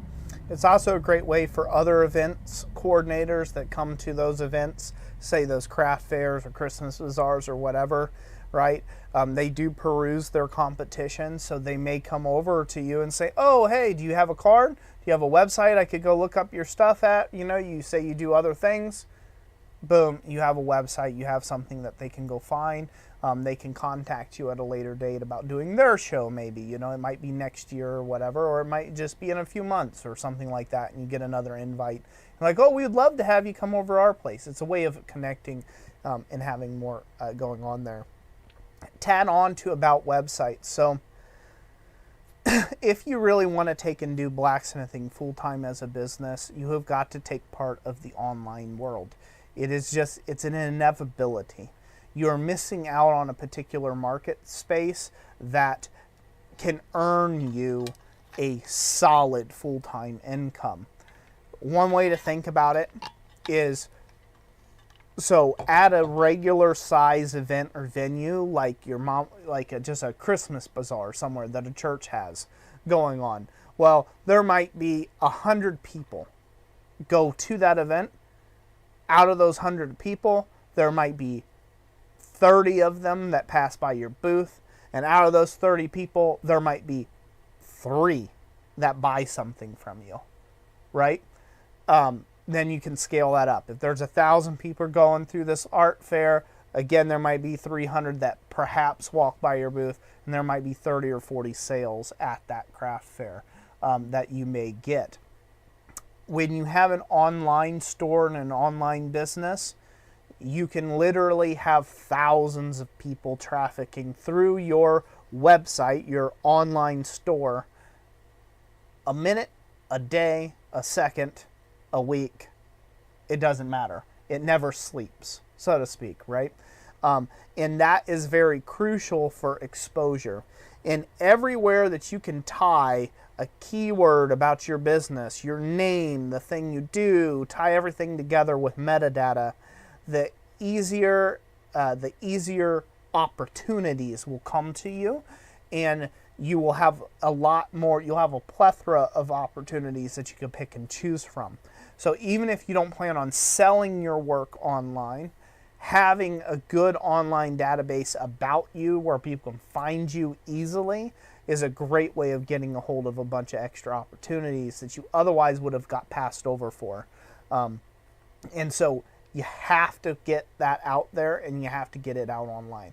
It's not rocket science anymore. It's not really super difficult. You don't have to learn to code. You don't have to, it's like a few clicks. A click here, a click there. Oh, now all of a sudden you got some pictures. Drag and drop out of a folder. Oh, look, I could click on them and arrange them on the website. A lot of it's like very basic and easy now. And then each one of those pictures you got online about your stuff is just another piece of metadata that somebody can look at and find you. If you partake in places like Etsy, they pay literally millions upon millions upon millions of dollars a year to be at the front of Google search engines when it comes to artwork. And so if your stuff starts getting popular on Etsy, it'll be at the first thing. If somebody types in hand-forged whatever keychain, there's a good chance that your store is going to be the first thing that pops up, and anything that is connected to you will pop up, including your own personal website where people can buy from you. So it is good to even use Etsy places like Etsy and stuff, as a loss leader. Hashtag not a sponsor. They don't sponsor us. This is just how we have used Etsy for our own leverage and for our own benefit to pick up contracts and clients that otherwise would have never known about us. If we were just some small fish flopping out there in the internet, we would have never been found. But through Etsy, you know, there was a time when I did nothing but copper work. I did a ton of copper bowls and vessels, and when you typed in copper, I was #1 on all search engines related to copper. In fact, I was one of only three people in America doing large-scale copper work. And I was the top result out of 3 people. So you could tell how well that went, and then I was able to charge the prices accordingly too, to be able to take and do that type of work. But that wouldn't have happened unless I had a site like Etsy promoting and constantly pushing our stuff, which then Google don't care. Google's completely ambiguous. So they don't care that Etsy's paid for all that information to go out there. They couldn't care less. Google is, you're the product on Google, so they couldn't care less about what company paid to be at first.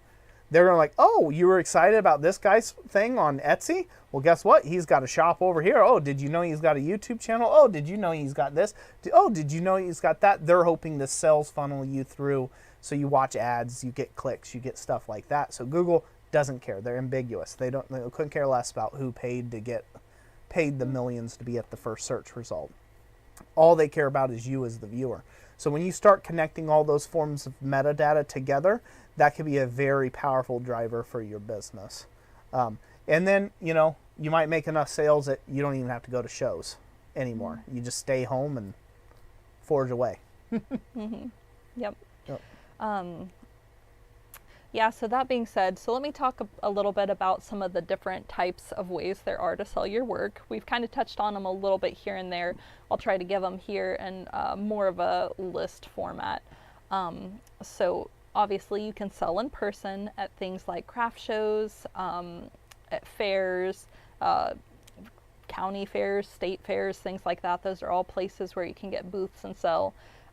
Some people, I've even heard in one of our previous business live streams, they're like, I just set up a tent on the side of the road and I was selling stuff. People would stop in and buy from me, and that's definitely an option too. So I would say direct in-person sales are really great from the point of view, the pros.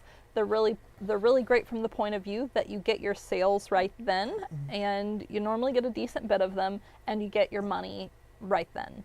The downside to it is all the preparation time that it takes in advance to make up all of your product, because you have to have, you know, maybe $1,000, $2,000, $3,000 worth of product already made up when you go to the show, you know, especially if you're traveling a lot to be there, or if you had to pay a high booth space, you know, you're going to feel the pressure to go ahead and make sure that you have enough product to make it worth your while. But in-person shows are good from the point of view of the instant sales at the time that you're set up. Another downside is having to take all your gear, have it loaded up, and then go ahead and go through all the effort that it takes to set up. But there are multiple blacksmiths that we've talked to that is their whole business structure, is just doing those types of sales. Another one that we are really big on is doing your sales online, because you can get the traffic that you would not get eyeballs in person on your items.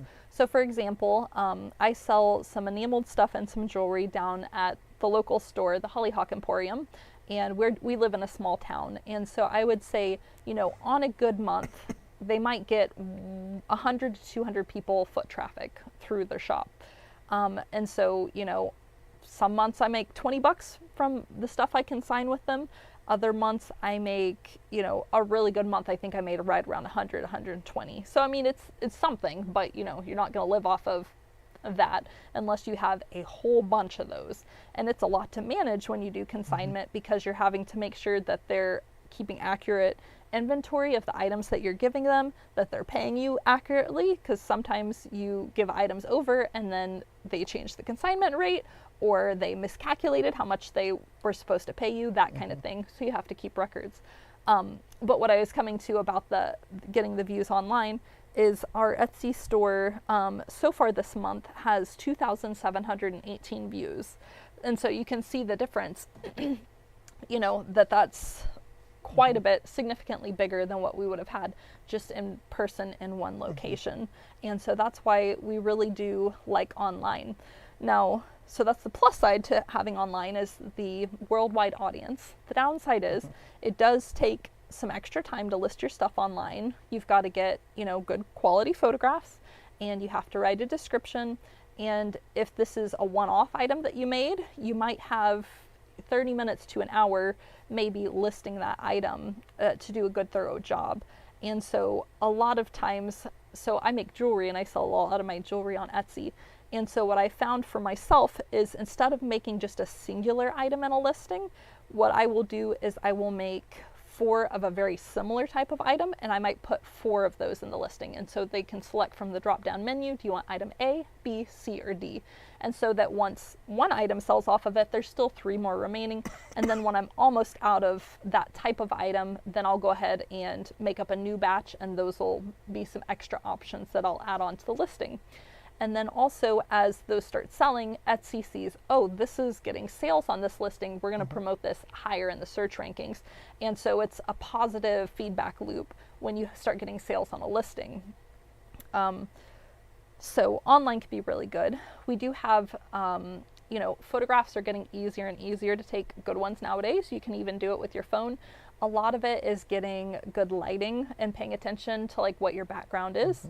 If you want to deep dive into taking really good photographs, we have an ebook on that. Everyday Photography for Blacksmiths, I think is what I named it. And I wrote an ebook, I think it's like 40 pages, on how you can like work on taking better photographs, and that way you can do your online marketing and your listings and stuff like that. And because that's what people see when they're interacting with your listing. They're not getting to see and hold this item in person. What they're seeing is your photographs. And so your photographs have to be a good representation of the item, and they have to sell them on the item because, again, they're not seeing it in person. So the online sales, those are I would probably rank that number 1. That's when you start selling, try to have an Etsy shop or a way of selling online is a really good thing. Probably selling in person is probably number 2, just because that's going to be seasonally available, and it does take more work to have all your product in person. Consignment, which I touched on, you can do consignment, but there's a fair amount of downsides that go with it. Number 1, you don't have that product on hand anymore, so you can't have that product at a store and then you're also selling it on your Etsy shop for that specific item. Like if you're going to have meat forks for sale, you've got to have an extra batch that you keep at home that you're selling online. And again, like I mentioned with the online, with the consignment sales, you've got to do a lot of record keeping with them to make sure that they're keeping track of stuff and they don't lose stuff. And like you've got to pay attention to how much you gave them before, and you know, what do they need more of. So it does take, you know, a decent bit of communication, and then those items, again, they're stuck at that location, so however much exposure they do or don't get, that's just outside of your control. I wanted to scroll back up, if you could, real quick. Sure. To Paul Fontanini. Scroll up. Keep going. It was a ways back. Right there. Paul Fontanini, artist. By the way, hello, Paul. Good to have you in the stream.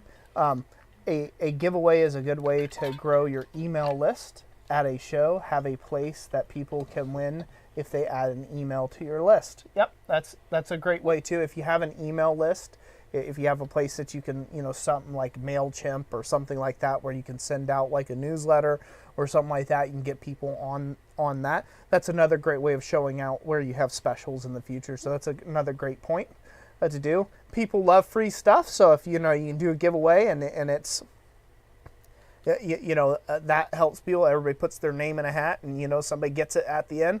That could be great too as well. And don't do raffles. Don't do that. But just do a giveaway. You know, you can do giveaways. That way it's not sweepstakes. That way you don't get in trouble with federal trade commissions and things like that. You don't want to have the FTC come down your neck. especially as a small fry there, they can wreak havoc in your life. So doing a giveaway where you're exchanging value for marketing, for future marketing, can definitely be a great way of doing that as well. So, but yeah. Coffee Studio says, my Etsy had 3 views, LOL. Yeah, so I'll tell you, I'm sure you've heard this, Mr. Coffee, because you've been around so long, but I'll just state this for everybody else out there who's maybe considering starting an Etsy. Try to get 10 items in your store as fast as you can. And I know some people say, well, my items aren't quality enough or whatever. Like, literally just list them. There's people out there for Mine every were style. garbage. Even if they're like, this is rustic, right? There's people out there who are interested in that style, and like they're fine with it. So you're literally putting it in the customer's hands to decide if they want to buy it. Like, you don't have to be real hard on yourself when it comes to that. You just have to be accurate to what the item is. So my first items on Etsy were really garbage railroad spike tomahawks. Railroad spike tomahawks. And when I say garbage, I mean garbage. And horseshoe nail hooks. Those are my first items on Etsy. And so, you know, definitely not top of the shelf, top of the line stuff. And they still sold. And they sold regularly. So, yep. Another thing I like to tell people, no matter what platform you're working with, Etsy or otherwise, is try to get your first 10 reviews as quickly as you can. Make that a goal. So you might even be losing a little bit of money on some of your items if you need to list them inexpensively or run a sale, but get those first 10 reviews, because then that shows that that you're a real person on the platform. You're not a scammer. You didn't just show up and now you know, they don't know if they can trust you or not. When you have 10 reviews and they're good reviews, make sure you wow those customers with, you know, packaging and communication and things like that. When you can get those 10 reviews, it makes you trustworthy. I gotta change the battery real quick, folks. Okay. So I'm just gonna blink out for a second. Yeah, we're gonna blink out for a second, and we'll be right back once I change the battery. Our audio should still be going. Yep. But one thing else I was going to say about the 3 views is that you have to renew your listings on Etsy. So if you think about it, when you post something on there, say you're doing horseshoe nail hooks, when at that moment in which it is listed, it shows up at the top of the search results, because a lot of their search results are based on how new the item was listed. Now, there's some other factors that'll go into it also, like some people paid for sponsored ads, and so those will show up there.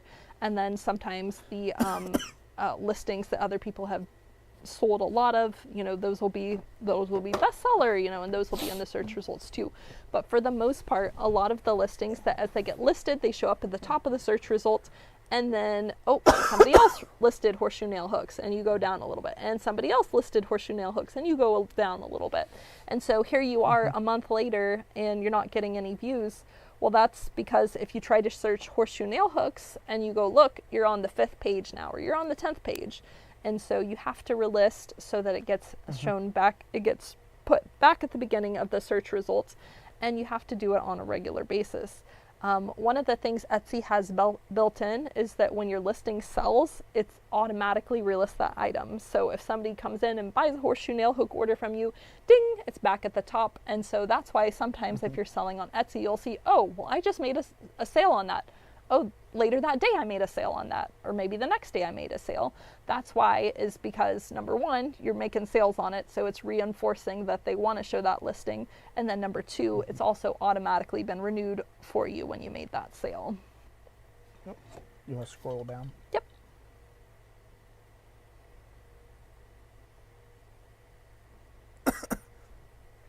So some of this could seem, it could very much sometimes it can feel like you're on a bit of a treadmill, but that's what business is. Every month, if you're working for yourself, that's what every month feels like. You're on a treadmill. You have to make up enough in order to keep the lights on in the shop, to keep materials flowing. You got to make enough to eat off of, and then hopefully you have enough left over to project into the future and to continue to build the business up to go to where you want to go. And welcome, by the way, Thomas Kinzinger. Welcome. do the live stream here. So sometimes that can feel very much like you're on this treadmill, right? Like you're on this treadmill, and it feels like sifting sand. And Etsy's that way, doing it on your own website, you know. But think about it as like very cheap advertisement. It's actually very cheap advertisement. You do have to pay a little bit to play the game. You can choose how much you want to engage or don't want to engage with your online stuff. But just like as if you had to do at a consignment, you're going to give up a bit of money for their store location and for their advertisement, right? If you're going to a show or a craft fair, you giving up some money to your booth space as you paying to play the game, right? So it's the same thing like as if you go online, right? Like you're going to have to take and feed the big fish in order for you, the small fish, to get something out the other end, right? And so you're not going to escape that no matter kind of where you're at. The one difference with something like when you're online, when you're doing online sales, is you have compounding growth when you're online. That metadata that I talked about before, every time you make a sale, every time you relist an item, every time you add something new to your shop, every time you post a photo on Facebook or Instagram or a short little clip on YouTube or whatever about something you're doing, you are compounding that interest in your shop and in you specifically. And so it takes a long time. This isn't just something that you can just quickly spam and now you're at the top of all search engines. It does not work that way. You cannot buy yourself to the top of all search engines unless you've got tens of millions of dollars, right? You don't have that, so you have to kind of suck onto a bigger fish that does have that, right? And hopefully they'll throw some cheddar your way, all right? And that's just how it has to happen until you can then become the big fish in the situation. We have done very well for ourselves in the forging industry, and very well, I've turned down more work in recent years than what I have took on, because we have put ourselves in that kind of position. There are, like the side now, I'm more in the supply side, helping other blacksmiths get their start in it, than I am having to necessarily just be out there, going to every single show or doing all that. I've done it all. I've done everything from production smithing, I've done wholesaling, I've done custom commission work, I've done large projects, I've done small projects, my work's been all over the globe, and a lot of that's been thanks to all the online presence that we have had over all the years. Some of it's in person, but I've done shows. I've done everything to just little Christmas bazaars where there was only 15 vendors, and all the way up to Dayton Urban Nights when there was over 20,000 people. Done shows as much as 20,000 people out. Wild ride, right? We've been kind of all over the place. We've tried it all. We've dabbled in just about all of it. And the for sure most direct route that we have seen anyhow of consistent income is getting part of the online space and having, having our business work while we're sleeping. That's a huge thing. So even YouTube. So people look at the YouTube channel now. I think we're sitting at 643,000 subscribers on YouTube. That didn't happen overnight. Technically, it kind of did. We worked for nearly a decade just to get to 100,000 subscribers on YouTube. And then we had one viral video post that then took us the rest of the way to where we're at now, which is like kind of sad. It's kind of sad. You work for a decade, and we were just almost. We were like 90,000 subs or something like that, and then we got a viral video hit, and then it took us up the other way. That's just a number. Don't let that go to your head. But we've put out over 2,000 pieces of content here on YouTube, and that wasn't for nothing. We are not the largest in the space for nothing. It took a lot of time to get here. It didn't take just a week or a day or a year, right? It took a long time to get where we're at now. And it's taken a lot of support from our community, you folks. I mean, there's names in here in the chat tonight that have been with us since the beginning, the infancy of Christ-centered Ironworks on YouTube, right? So, and couldn't appreciate you all more, really couldn't. So we got a lot of OGs in here. So We do. Yep. I was gonna say it'd be great if Graham dropped in. yeah. For my very first cell phone live stream I did.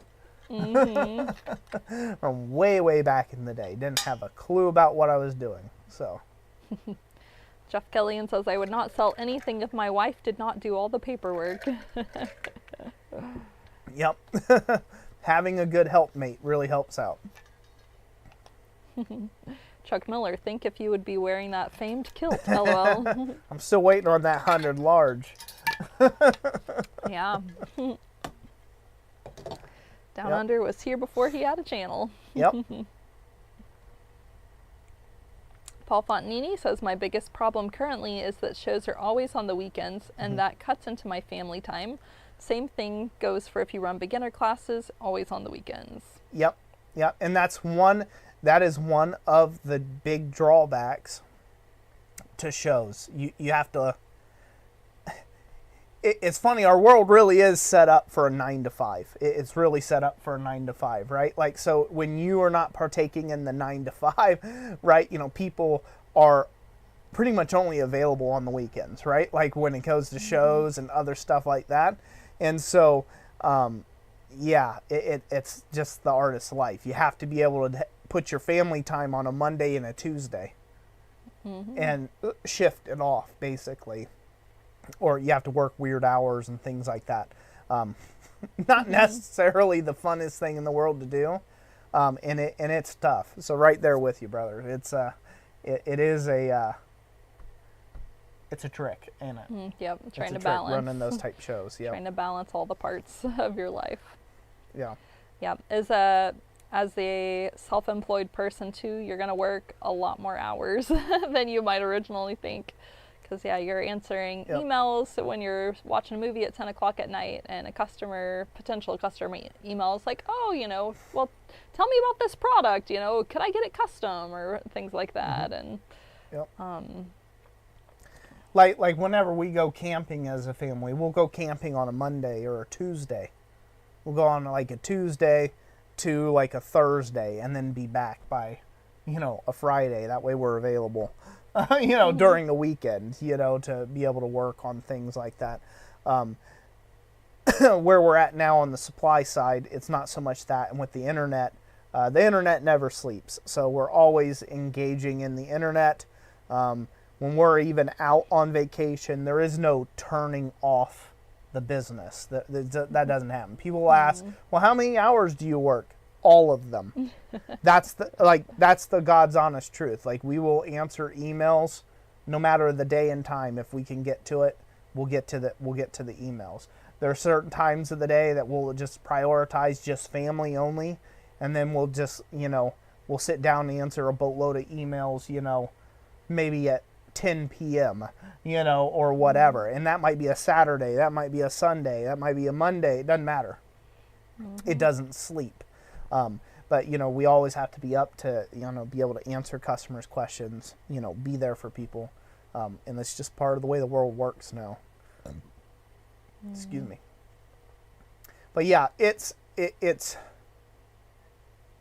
the freedom side of that, though, is we don't work a normal, and we have not worked a normal 9 to 5 situation in coming up on 13 years in 13 October. or 14 years. It'll be 13 in October. Yeah, 13 years. We haven't worked a normal day job, so to speak, right?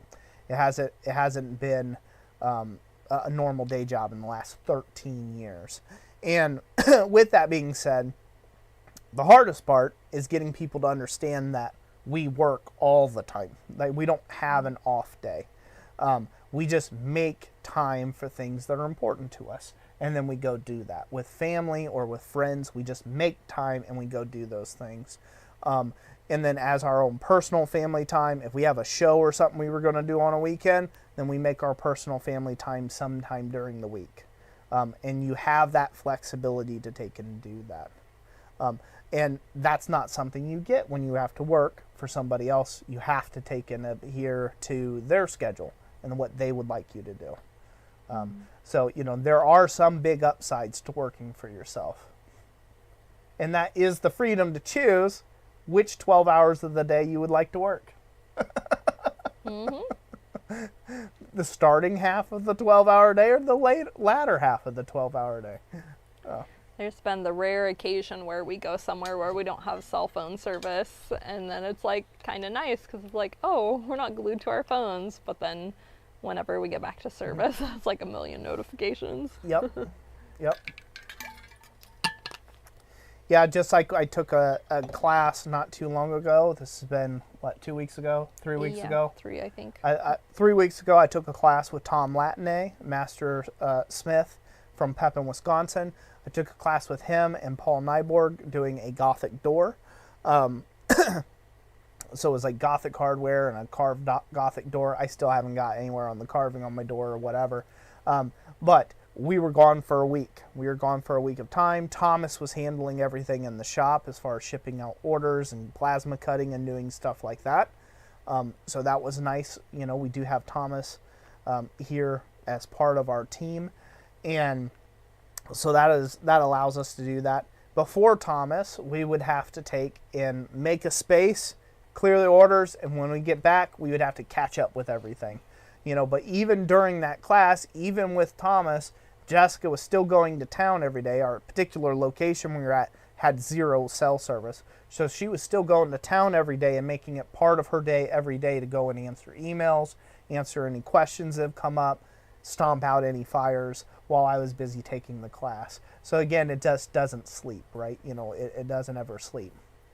But we're okay with that though. We've gotten to do some really cool stuff because of that. And had I been working heating and air or something like that, I'd been in somebody's attic that week. It would have been a no-go month, and I would have had to just been at work that whole time. So. Ken Foster asked how much we put back in an IRA or a 401k. Yep.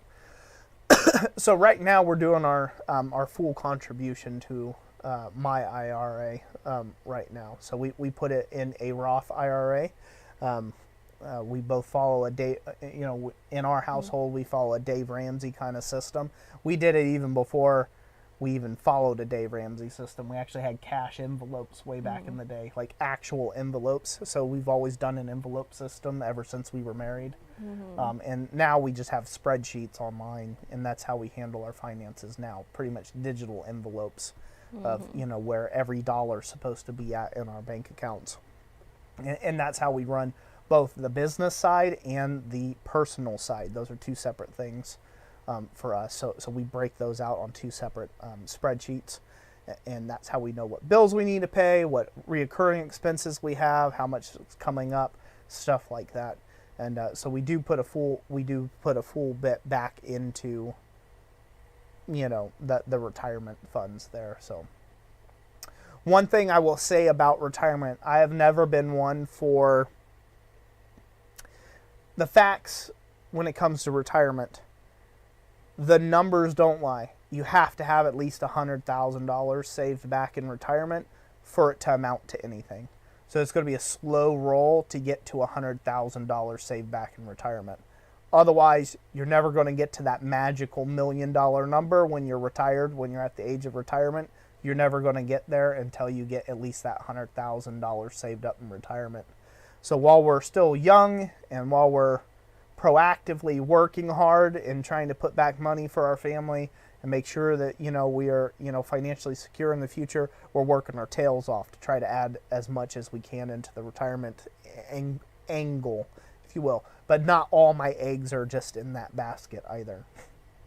One thing I've been teaching our kids of here lately, because they're all getting older. Our oldest daughter's 15 this year, so something I've been sowing into our own children is there's no replacement for hard assets and hand skills. So if you can be a very handy individual, that means you know how to do things, you'll never go hungry. And if you can invest in hard assets, that's things that save you money in the long run, and set yourself up better for that one day when hopefully you may be able to retire, the better off you are. And the same thing when you're doing that in the blacksmithing business. The things while your work, it goes back to what I was saying originally when we were, when I was talking about using your current day job as your biggest leverage, that's exactly what I'm talking about. You use your day job's income to put back for when you want to take and retire from that day job and go into blacksmithing full time. It's the biggest lever you can use. Because right now you can set back, you may think, well, I don't even have no money, I can't put back. Trust me, put back $50 a month. Go throw it under a pillow. You're the same amount of broke either way. Put $50 back every month under a pillow. And I guarantee you'll have something by the end of the year. You're the same amount of broke either way. The bills will get paid. The food will still get ate. You'll still go on vacations. You'll still go doing the other thing. The only difference is you put $50 a month back under a pillow somewhere, right? To go towards your hobby. Just do that. Start setting money back for that blacksmithing thing, for that eventual venture where you want to make that jump off.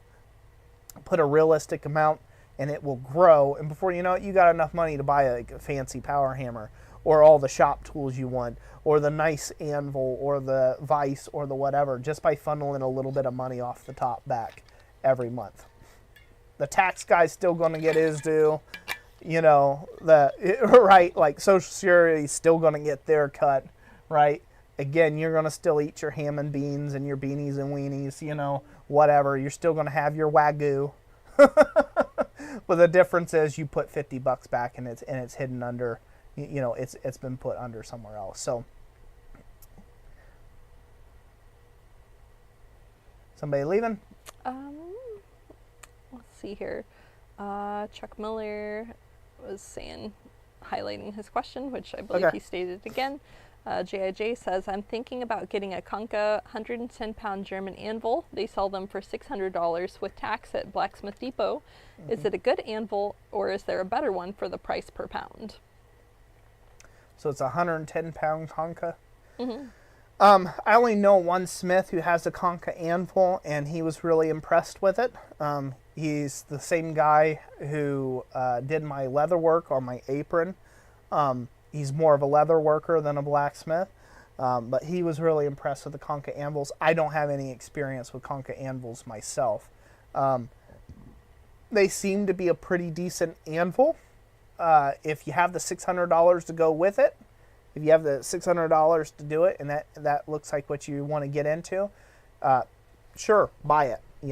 Worst case scenario, you use it for a little bit and you decide you don't like it, and you knock $100 off and resell it. Maybe you're only out $100 to give it a try. So anvils hold their value for quite a while, unless you just absolutely destroy the thing. They will hold their value for quite a while. So it's one of those pieces of equipment that is an appreciating asset. They usually don't go down in value that much. Athol says, I have the 185-pound Kinka. Not bad. The face is a little soft. Okay. There you go. Albert Forge says, vacations when you get to go to Quad State. There you go. And even that's not a vacation for us. So we're hoping to be at Quad State this year. We plan on bringing a selection of our blanks for anybody who will be there. We do plan on bringing a selection of our blanks.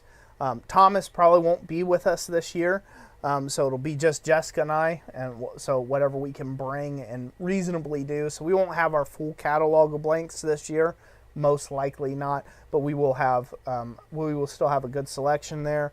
My main thing when I come to Quad State is just to hang out with everybody and to enjoy, meet and greeting with people and talking and, hearing everybody's stories and stuff like that. That's kind of my main thing. But we will have a selection of stuff when we go to Quad State this year as well. So Because if we're going to be there, why not, right? Yep. Oh. Somebody did ask a little earlier what websites we recommend. I can only tell you the ones we've used and the pros and cons. And I know there's a lot more out there. So for a decade, I used Weebly for our main website, and they were acquired by another company, and then the customer service started going downhill. But as far as the functionality, they're very simple website builder to use as far as the features that are available. So I am still using them for my Sunrise Size Studios website. Just they're a bit limited, and then the customer support isn't great. So that's where we used primarily for a really long time. And then this spring we moved our main business, Christ Center and Ironworks, and our blacksmithingblinks.com. We moved that over to Shopify. They have so many features. It's insane. I don't even know all of them. Still learning so much about them. But we did move to Shopify, and it's been a good thing. I would say as far as building out a website, they do have a lot of like bulk features. So if you have a lot of items, you know, making some changes with the bulk features is really handy. One thing that's been a little bit difficult about going to Shopify is that sometimes you have to go to different areas of their menu to make changes, and so that's been I feel a little bit more difficult than Weebly, but they more than make up for it with the amount of options and customization you can do to your website. Yep. To answer the question, what is Quad State? Quad State is put on by SOFA, Southern Ohio Forge and Anvil, and it has been traditionally the largest blacksmith gathering in the United States of America, and it happens at the Troy Fairgrounds in the 4th weekend of September. So it's always the 4th weekend of September. Yep. And then I want to talk about Jigj Forge a Fish. He said, I want to get a coal forge. Should I buy one? Should I make one? I've thought about buying one from Centaur Forge. I've also thought about buying a fire pot from them and making one. Any advice? So doing a hybrid where you just buy a fire pot from them, that really helps uncomplicate a lot of stuff. Buy a fire pot and a blower, and then you can make the body out of whatever. And that'll give you the most versatility. That would be my suggestion if you're going to make a coal forge, is just buy an already pre-built cast fire pot and then a nice blower to go with it that you can easily connect, and then just build your body however you want. It could be a brick top, you could make it some sheet metal tin on some legs, you could really use just about anything that could support the actual cast iron fire pot and hold a reasonable amount of coal on the top of it is just fine.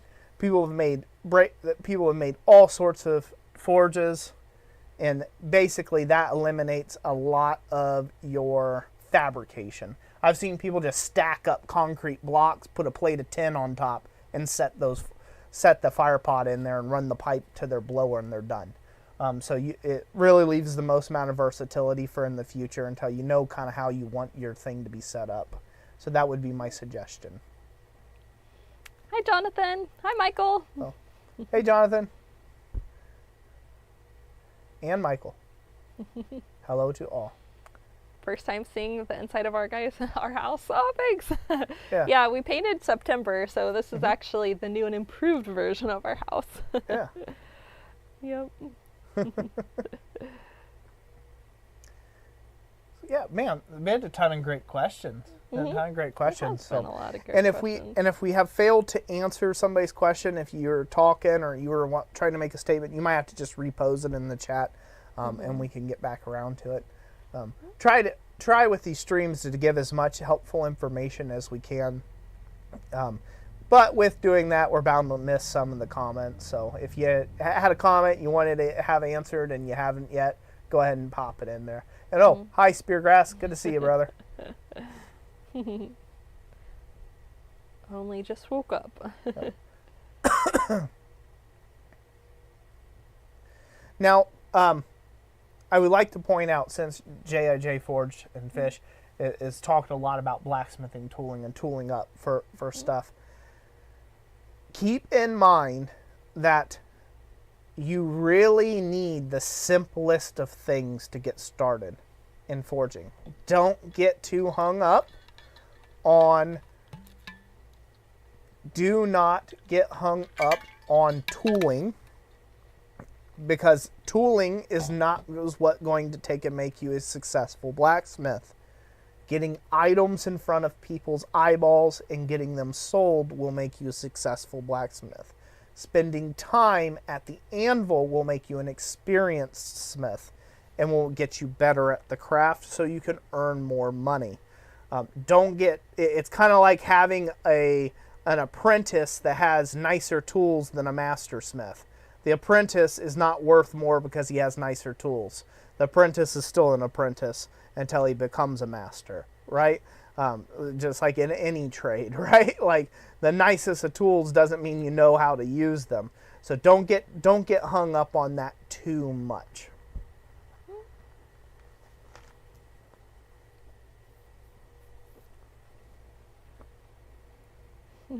Yeah, Jigj Forge, I would love to do that. So you say you do it on Thursdays at 7:15-ish p.m. Yep, if I can get around about that time, I'll try to stop in and give you some advice. Ken Foster says, my wife keeps asking me how many pairs of tongs I need. I still use my first pair of rebar tongs a lot.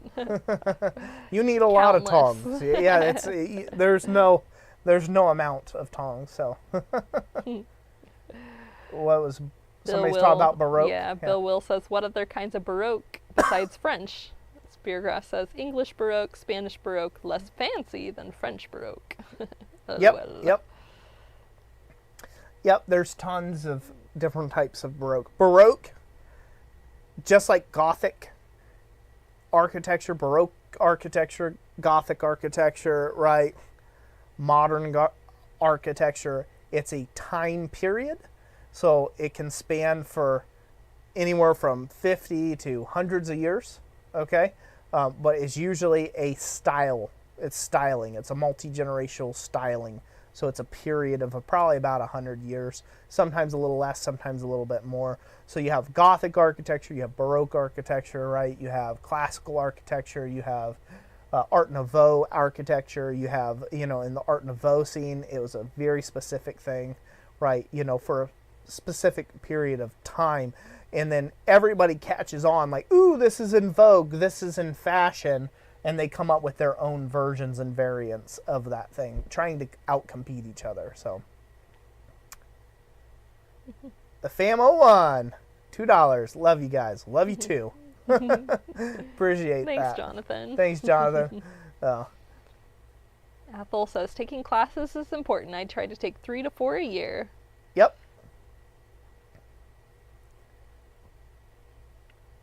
So one key element there, if you're going to take blacksmithing courses or you're going to try to take anybody's classes, the biggest thing I can give advice on that is turn your brain off.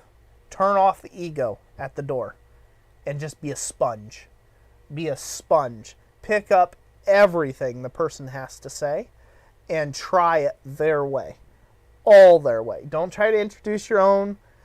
As you get more experienced in the craft, you have a tendency to be set in your ways, right? Only doing it your way, doing it how you would do it in your shop. You have to turn your brain off and become a sponge. When I take classes with Tom Latney, I've apprenticed with Tom Latney, I intern with Tom Latney, I've done a lot of classes with Tom Latney, but in my style, my particular style is heavily influenced by that man as well, because I really appreciate him as a human being and as a craftsperson.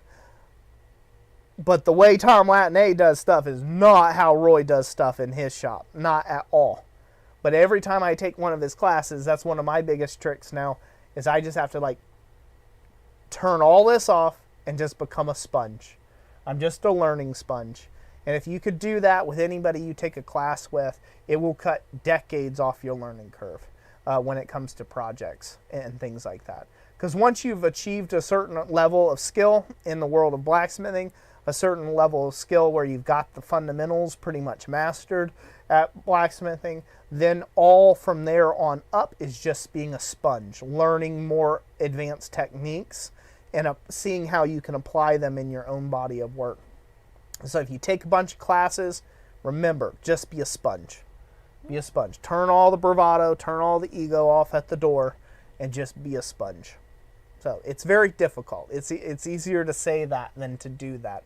Because as you've been at it for a long time, I have been at it a long time, I asked them, like, oh, well, why would you do it that way? I mean, it would be easier if you just did it, this way. Or, well, why are we filing this when I could have got a zip disk out on a grinder and just went zip on it real quick?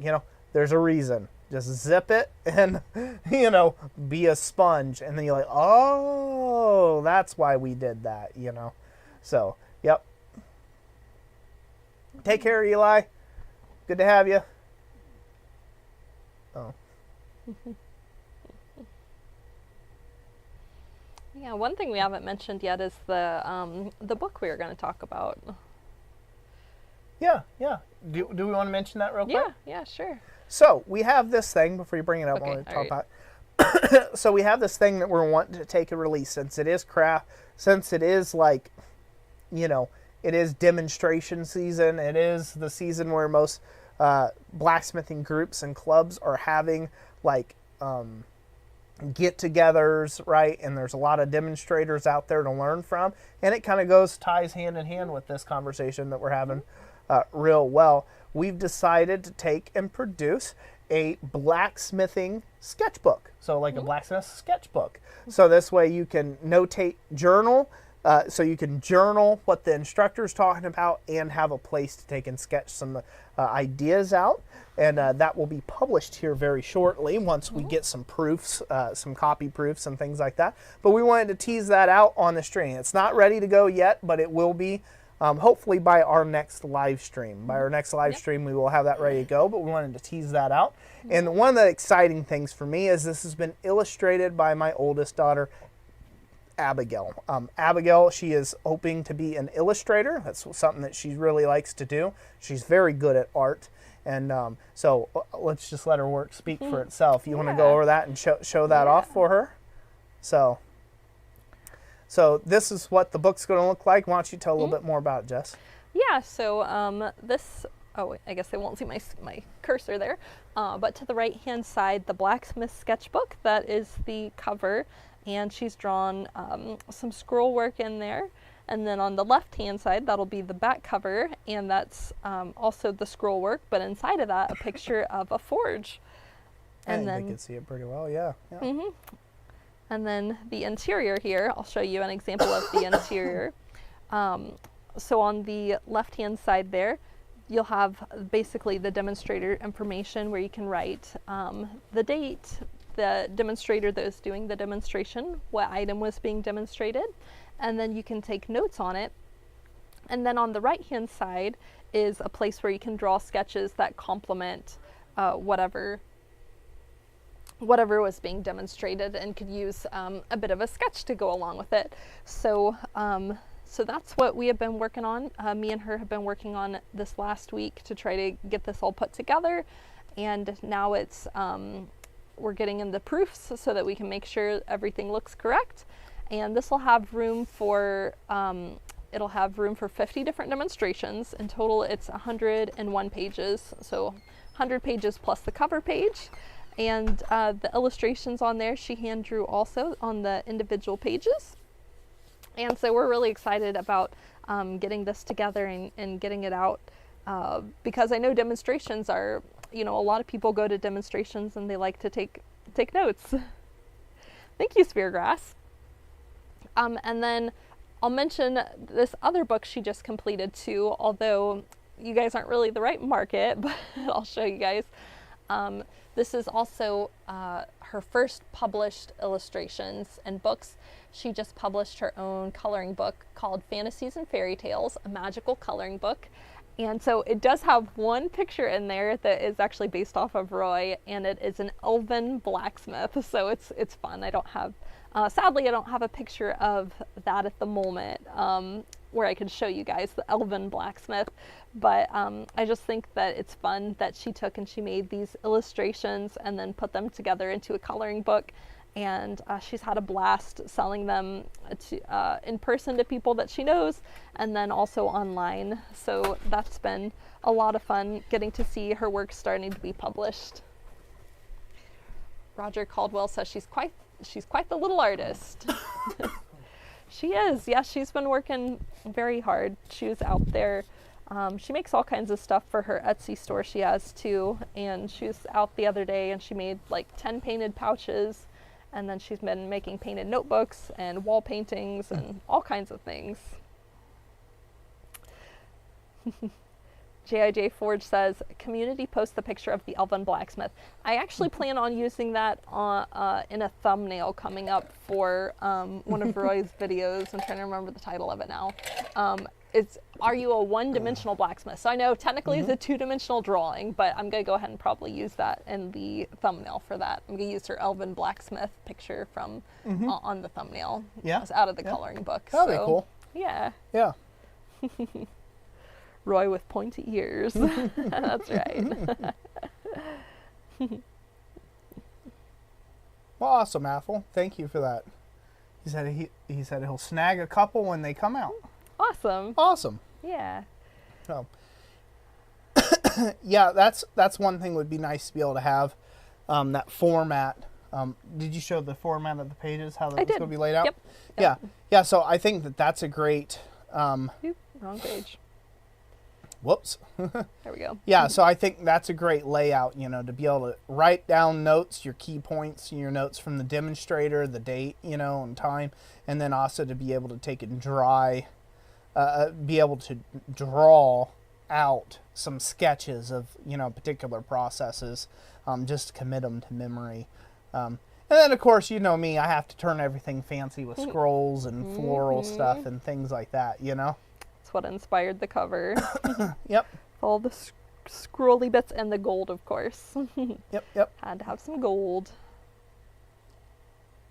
Yeah, what's funny about that particular thing, oh, it was hilarious. So I sketched on her little, her iPad or whatever it was that she iPad, has. yeah. Is it an iPad? Yeah.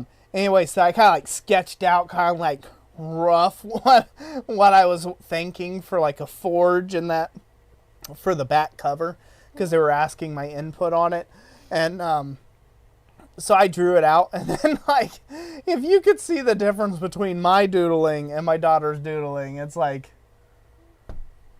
next world. It is. She is very good. Yeah, mine's garbage. Mine's like, Yep. Yeah, it looked like maybe a 1-year-old drew it, and then hers was just choice, perfect, right off the cusp. So, yep. Yeah. Yeah, to answer your question, Speargrass, yes, it will be available on Amazon.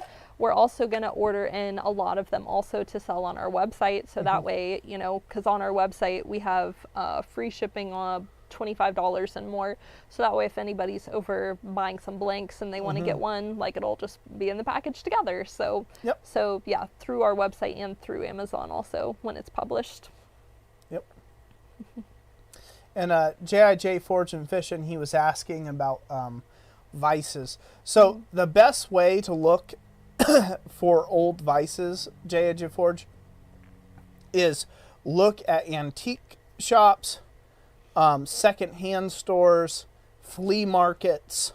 Those are all great places. You can look on Facebook Marketplace. Occasionally you can find somebody selling them for reasonable prices, older vices.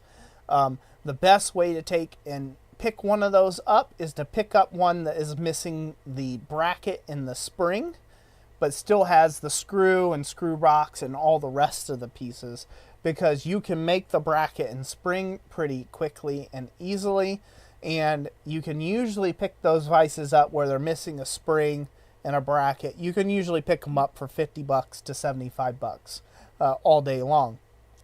So in different widths and sizes. So they're definitely worth waiting around, kind of just hunting around some of the junk shops and stuff like that. Yep. The new stuff out there, like the Conkas and things, I haven't ever had them in hand myself personally, but they look kind of chintzy, to be honest with you. They look underpowered. for what I would want. The older iron on those, you really can't beat an old forged, vise. Really can't. So.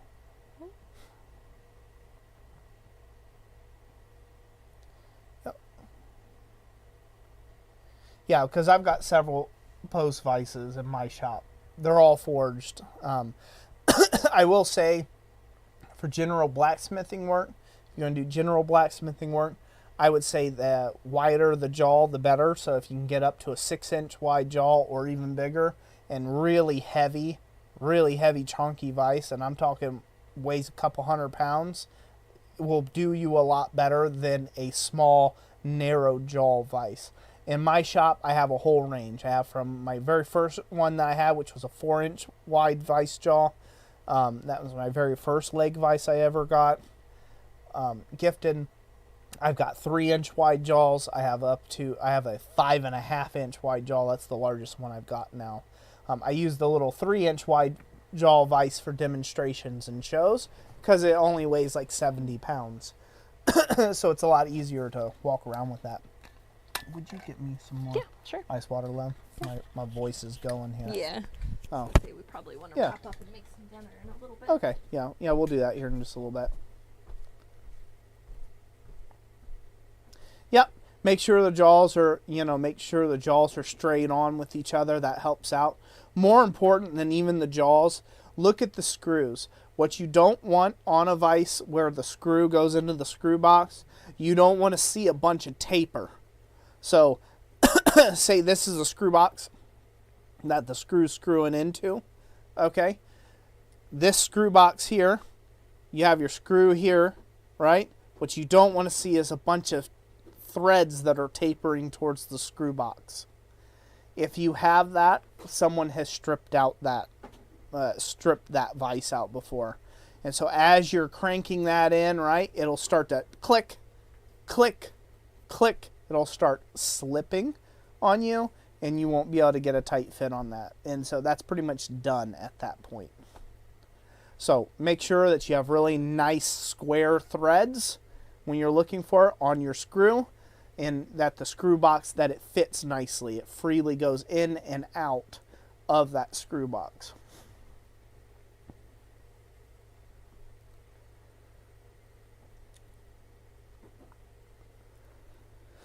Yeah, if you're trying to do a bench vise, Wilton made some really large ones. You could usually find those. They're kind of collector items, so they could get pricey. Fireball Tools vices are obviously nice, but they're also just over the top expensive. Not that they're bad, it's just you got to have the pennies to be able to pay for them. So look for older vices at estate sales. Vices are one of those most plethora of things out there that you can find. So I mean they are everywhere. So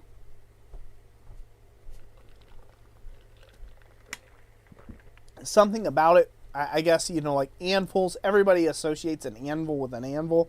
They know what anvils are. They know now because of Forged on Fire, ooh, this ought to be something somebody wants, and this will be more expensive. Whereas vices, people are like, oh, this is a junky, rusty piece of metal. It's an old vise, and people don't charge a whole lot. So.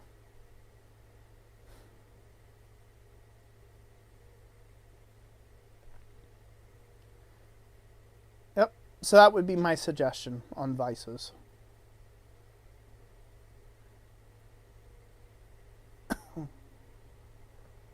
Yep, Roger Caldwell as well said Quad State would be quite a little drive for you, but you can get about anything you want there.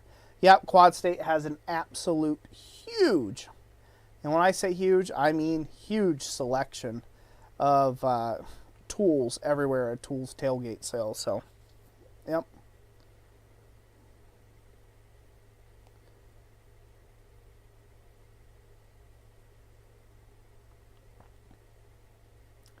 Here.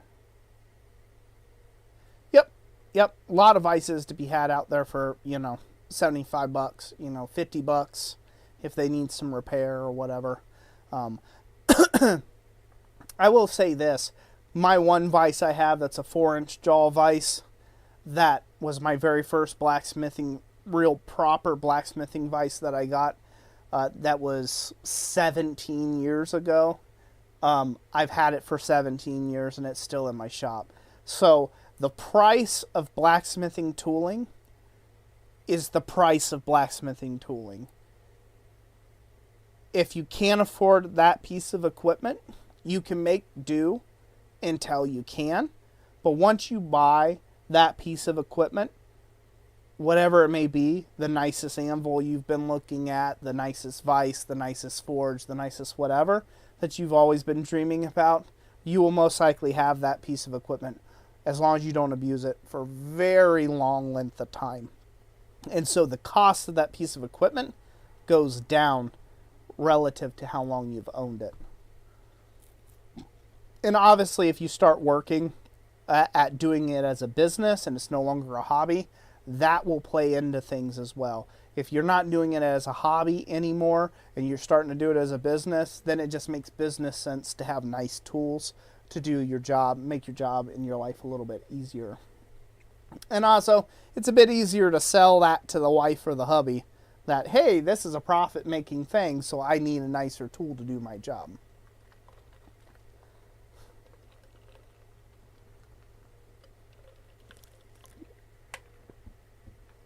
Yep. And thank you, everybody, for commenting on Jij there and letting them know your various experiences.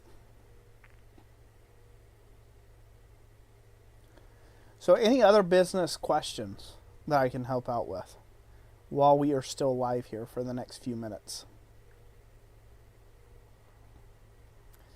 And while you guys think of that up, I want to put out something to everybody. This has been on my mind here lately. I kind of want to do a video.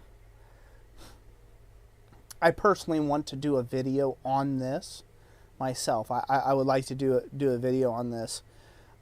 One of the biggest things that businesses fail with is, and this is something that if you're not doing a business for yourself, you should really analyze your personal life as well to see if you're kind of coming to this, I don't want to call it a standard, but it kind of is the standard. But you can fail at life and you can fail at business on pretty much one thing. A lot of things hinge on this one thing. How good are you at keeping up a budget?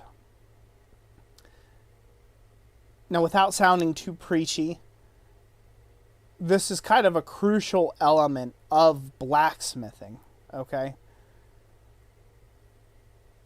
If you don't know how to properly run a budget, your life as a full-time artist blacksmith is going to be very difficult. Take time to develop a budget. I won't say what's right, what's wrong for you. I'm not telling you whether, you should get, whether you should get a zillion credit cards or 0 credit cards or what. I don't need to dictate you your life.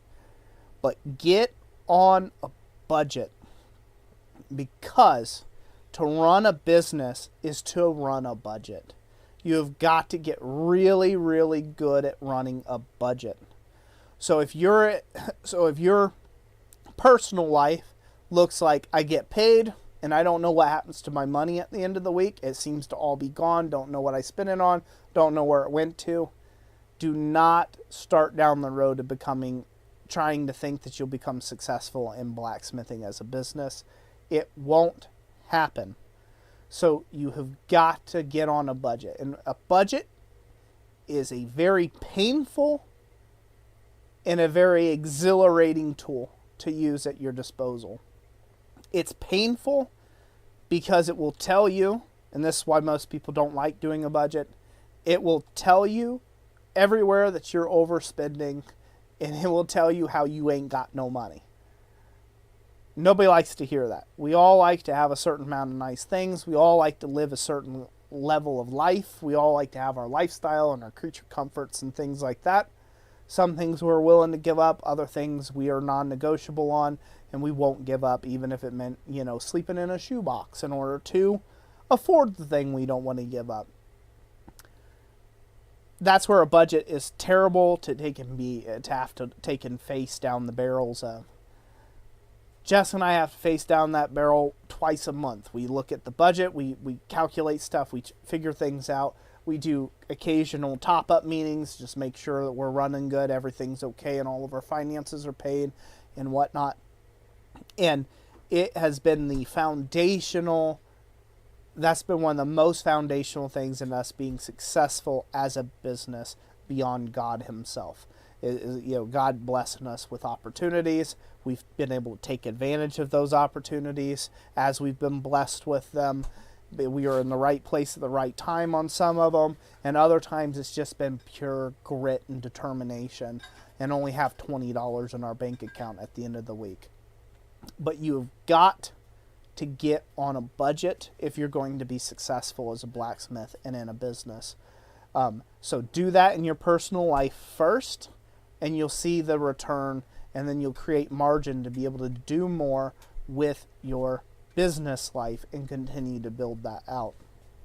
Something I've talked to Jessica about for a while that I kind of want to come up with. It's kind of hard to develop, but I would like to take and do a small, maybe make it like a free document that you do that just kind of lists a blacksmithing budget, what you might look at for a budget sheet month to month.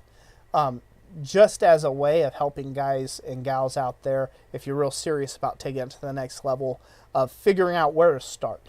Obviously, it can be added to or subtracted from, but just a good, round, right middle of the road kind of approach to looking at a budget. But a budget is a huge thing. It's the lifeblood of your company. Like I said, it is it is terrible, but it is also the biggest blessing.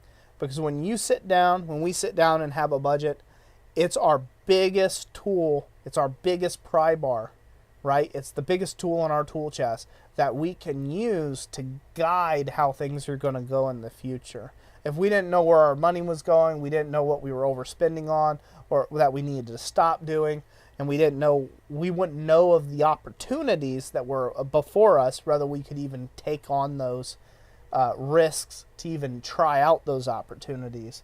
And all that comes back to having a good budget. So I've been wanting to be looking for a video in the future on that, because I plan on doing that at the same time when I do have an actual blacksmithing budget sheet set up, because I think that's one of the things that's hardest for people to wrap their head around.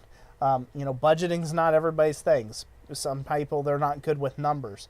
But if you want to do it full time as a profession, you got to get good at the numbers. You got to get good at the numbers.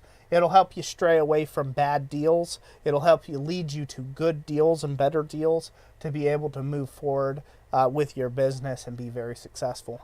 And Jessica and I, we're all interested in making you all successful out there, and helping you be your best versions of yourself if we can. Ken Foster says, I give my wife my money and I get an allowance back. So according to Dave Ramsey, I am the free spirit. I show up at the budget meetings. And thank you, Jij Forge, for the compliment.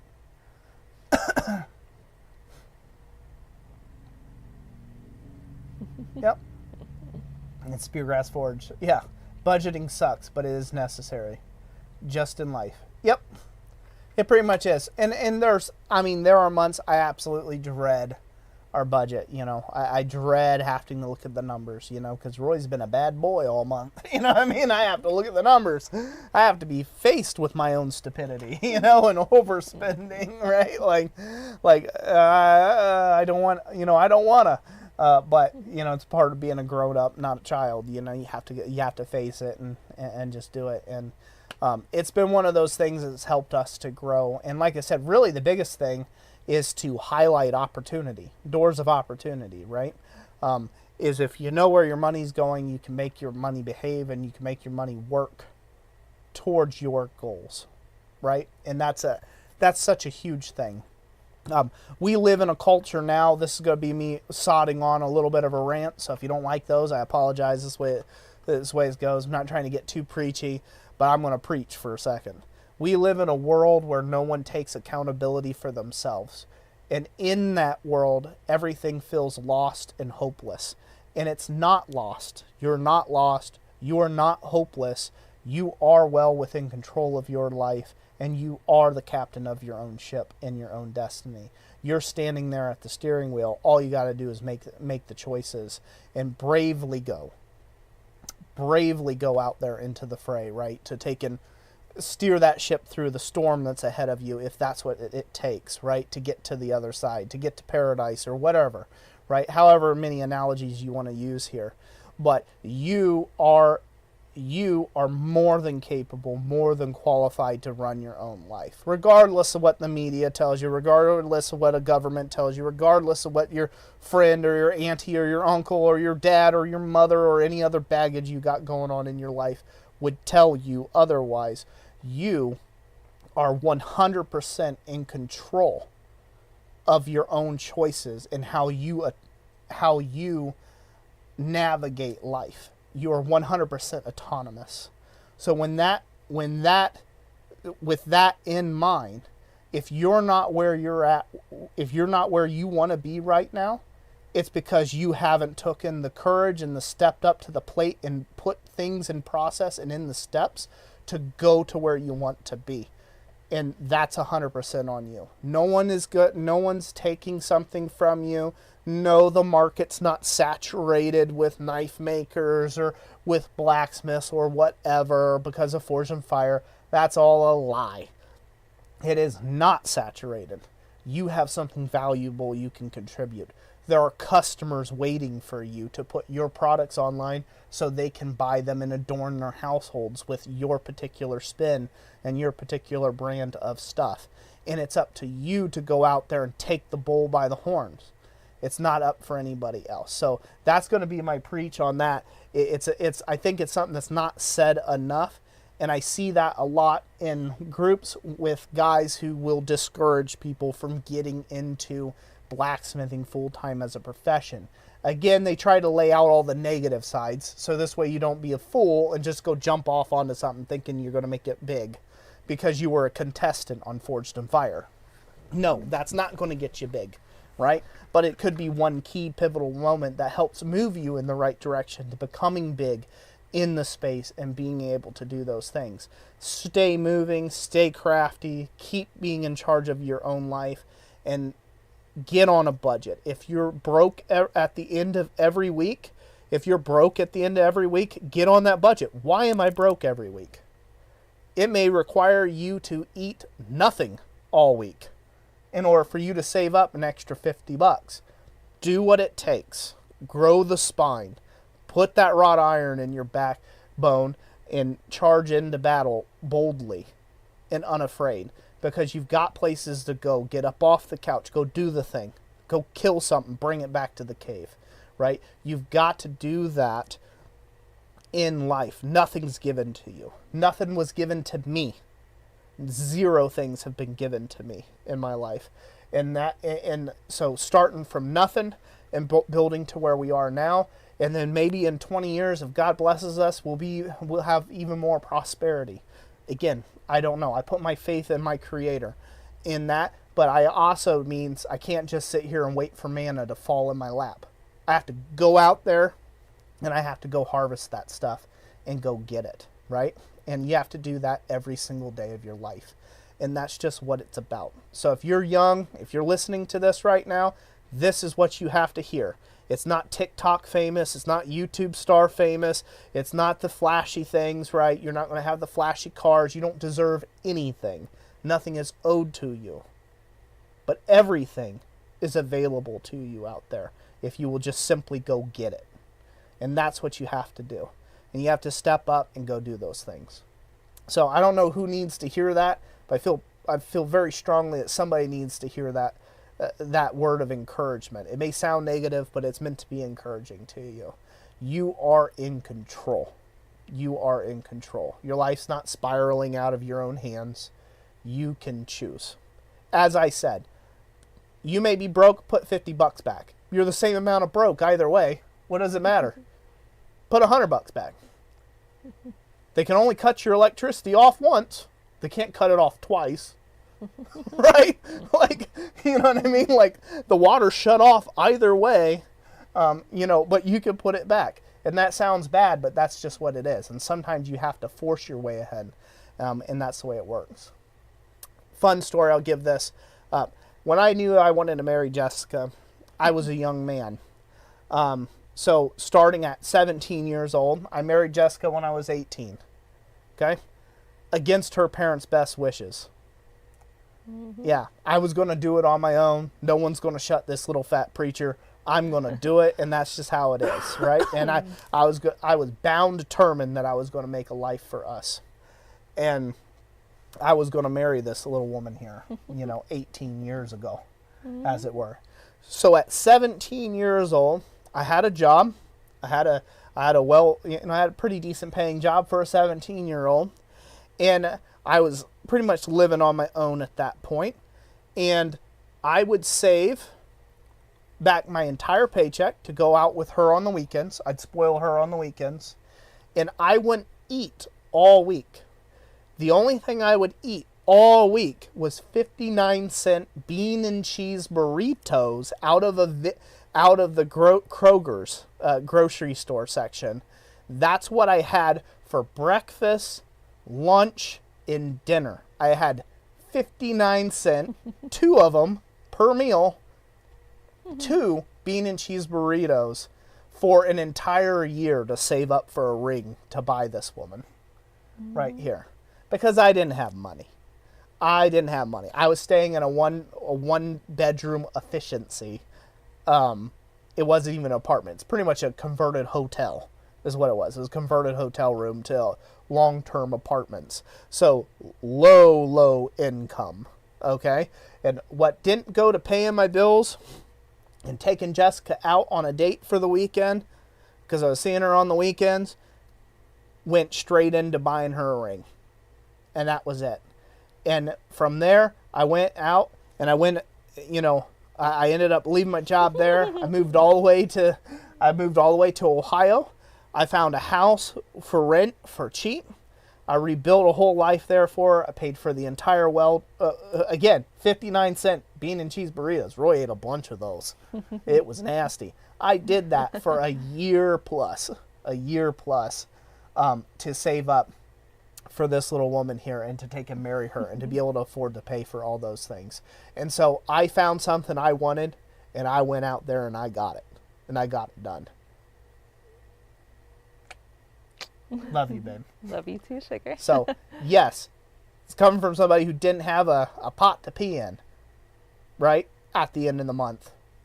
I was still able to take and buy her wedding ring and pay for our wedding and pay for our honeymoon and do all that cash on the barrel. So, yes, you can do it too. What's going on? Jeff Kellyan said, gassy weekend. Roger Caldwell says that's what I was thinking, Jeff. Yeah. Yeah, it was a lot of gassy every day. It was bad. Gassy every day, yeah. Ethel said, yep, I'm dating myself, but I did the Monday 25-cent McDonald's cheeseburger and the Wednesday 20-cent hamburgers. Yep, there you go. Take care, J.I.J. Glad to have you here. I would want to smile with that one. Boy, that's the closest I've been to a rant in a while. Yeah, that's a bit more of a forceful rant than, a bit of a... It's just been on my heart and mind for the longest. I just don't like the way the news is now. They'll tell you you can't do things, and it's just a farce. You can too. It's within your power. It's within your capabilities. So, yep. Eric says, did the in-laws like you now? That's what's important. I wouldn't put that on high importance. Well, let's say I'm winning them over a decade at a time. We'll just try it that way. Yeah. Give it a few more. Yeah. Gassy? Nope. That's nitro turbo power. Yeah. That made me work harder. So, yeah. That made me work extra harder. More good or better. Oh. Bill Will says, how do you date a gal while sitting on a toilet from the 59-cent burrito? Very carefully.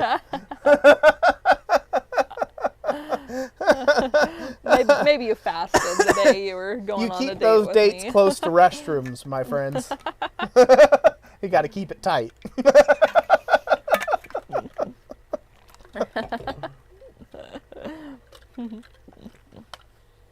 Ah, man. Such a good community. They totally blinked that out when they heard 59-cent bean and cheese burritos. They don't listen to the rest of that at all. Oh, God love you all. No FaceTime. Yeah. There was no FaceTime back in those days, so. Yeah. Yeah, and at that time I had a 1980s Ford Bronco with a 400 in it engine, and that thing just gobbled the gas. I was getting maybe 7 miles to the gallon on it. You know, I had it jacked up, big old swamp, 40-inch super swampers on it. Maybe getting 7 miles. On the downhill slopes, I was getting 8 miles to the gallon, you know.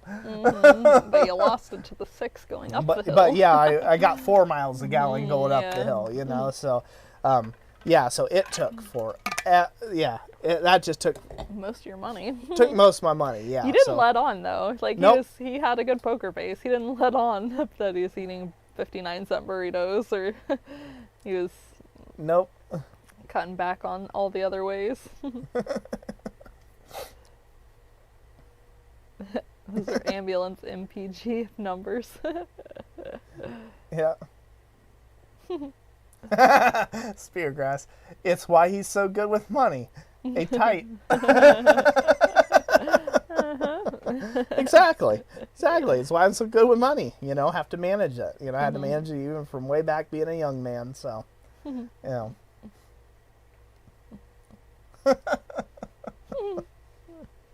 Ramen should have been cheaper. Not at that time it wasn't. Ramen wasn't cheaper. The 59-cent bean and cheese burritos were. So, it's living out of a microwave. I don't know how my gut survived. So, yeah. Wasn't good. So, the important thing is I was able to go do something with that and make something of it. So, you can too.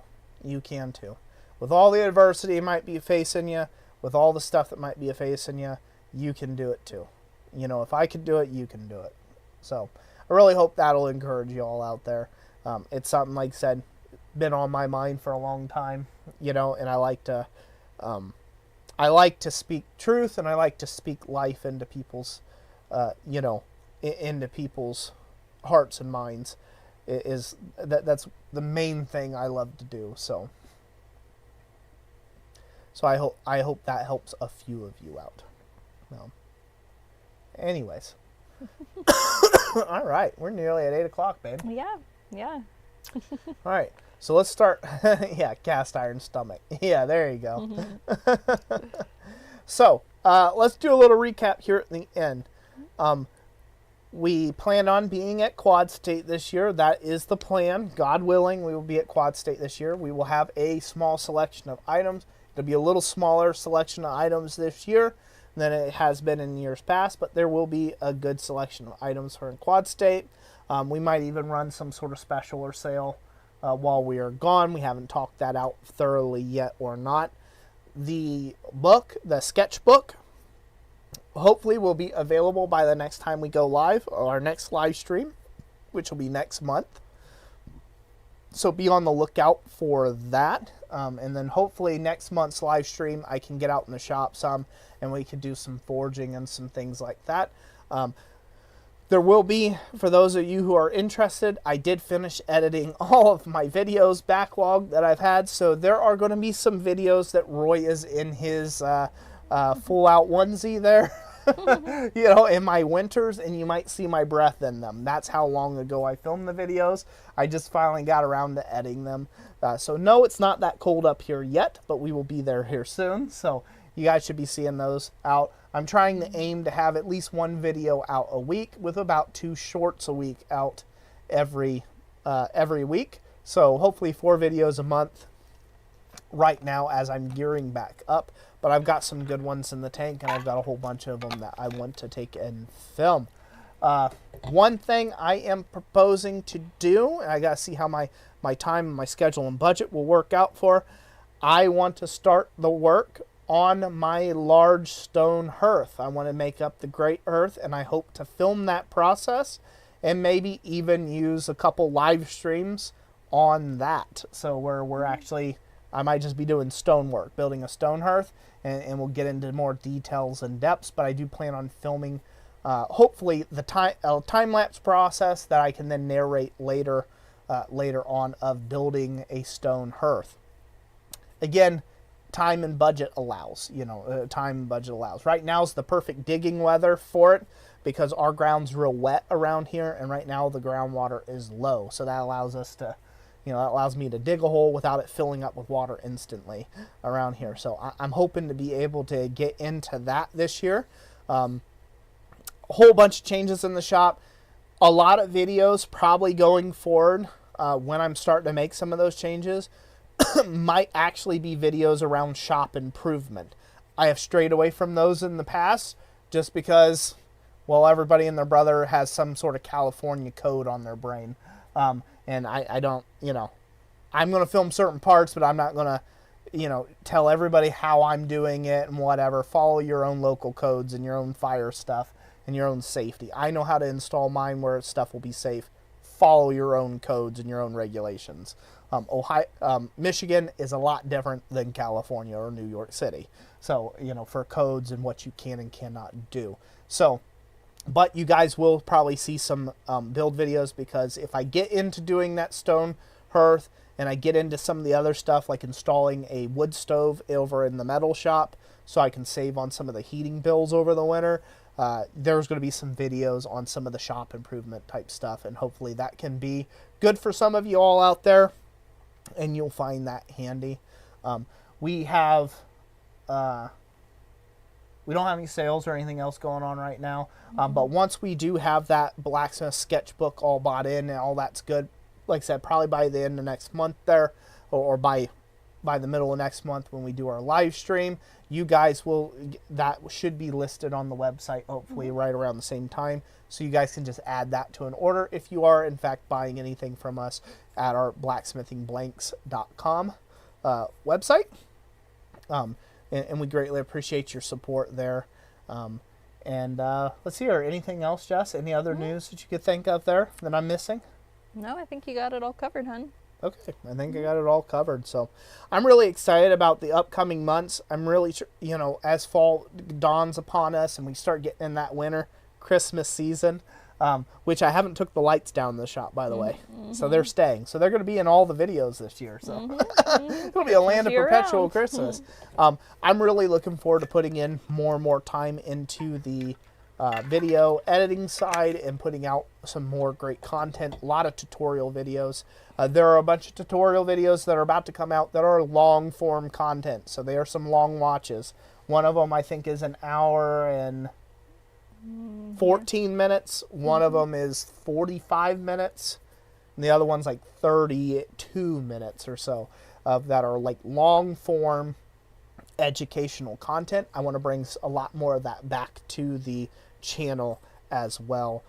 So, as well as the poppy, jazzy ones that are, pretty much for show. So be on the lookout for those. Thank you all so much for staying with us. Thank you to all the channel members that have been with us forever, and that for your monthly support and stuff. We do greatly appreciate you. And, and we're going to just keep on putting things down the pike here and keep this channel moving and growing and hopefully supporting you all out there. And Athol Ironworks, thank you so much. We will definitely put you down for some hammers for the Christmas giveaway. And we will be, as we get a little closer to that, we're going to start kind of opening that up for people to start sending us stuff for the Christmas giveaway live stream. And so that way we can, you know, do that and give away and bless the community. So, and we're thankful for anybody who wants to donate towards that cause. That's great.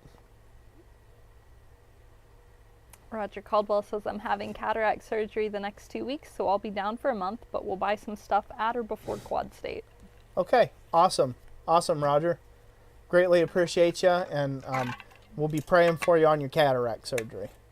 Oh. Eric says, more educational content would be awesome. Awesome. Awesome. So, well, it sounds like it's going to be right up everybody's alley. So, again, we're going to go ahead and get off here, guys. Thank you so much.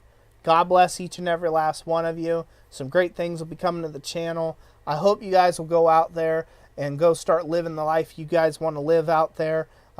Be careful in the heat. Don't overdo it, you know. Throw a bit of water and put a fan on your face if you have to. But I hope you guys get out there and start forging that, you know, forging your lives away and making some really cool stuff this week. And until we see you next time at our next monthly live stream, God bless each and every last one of you, and we will catch you next time.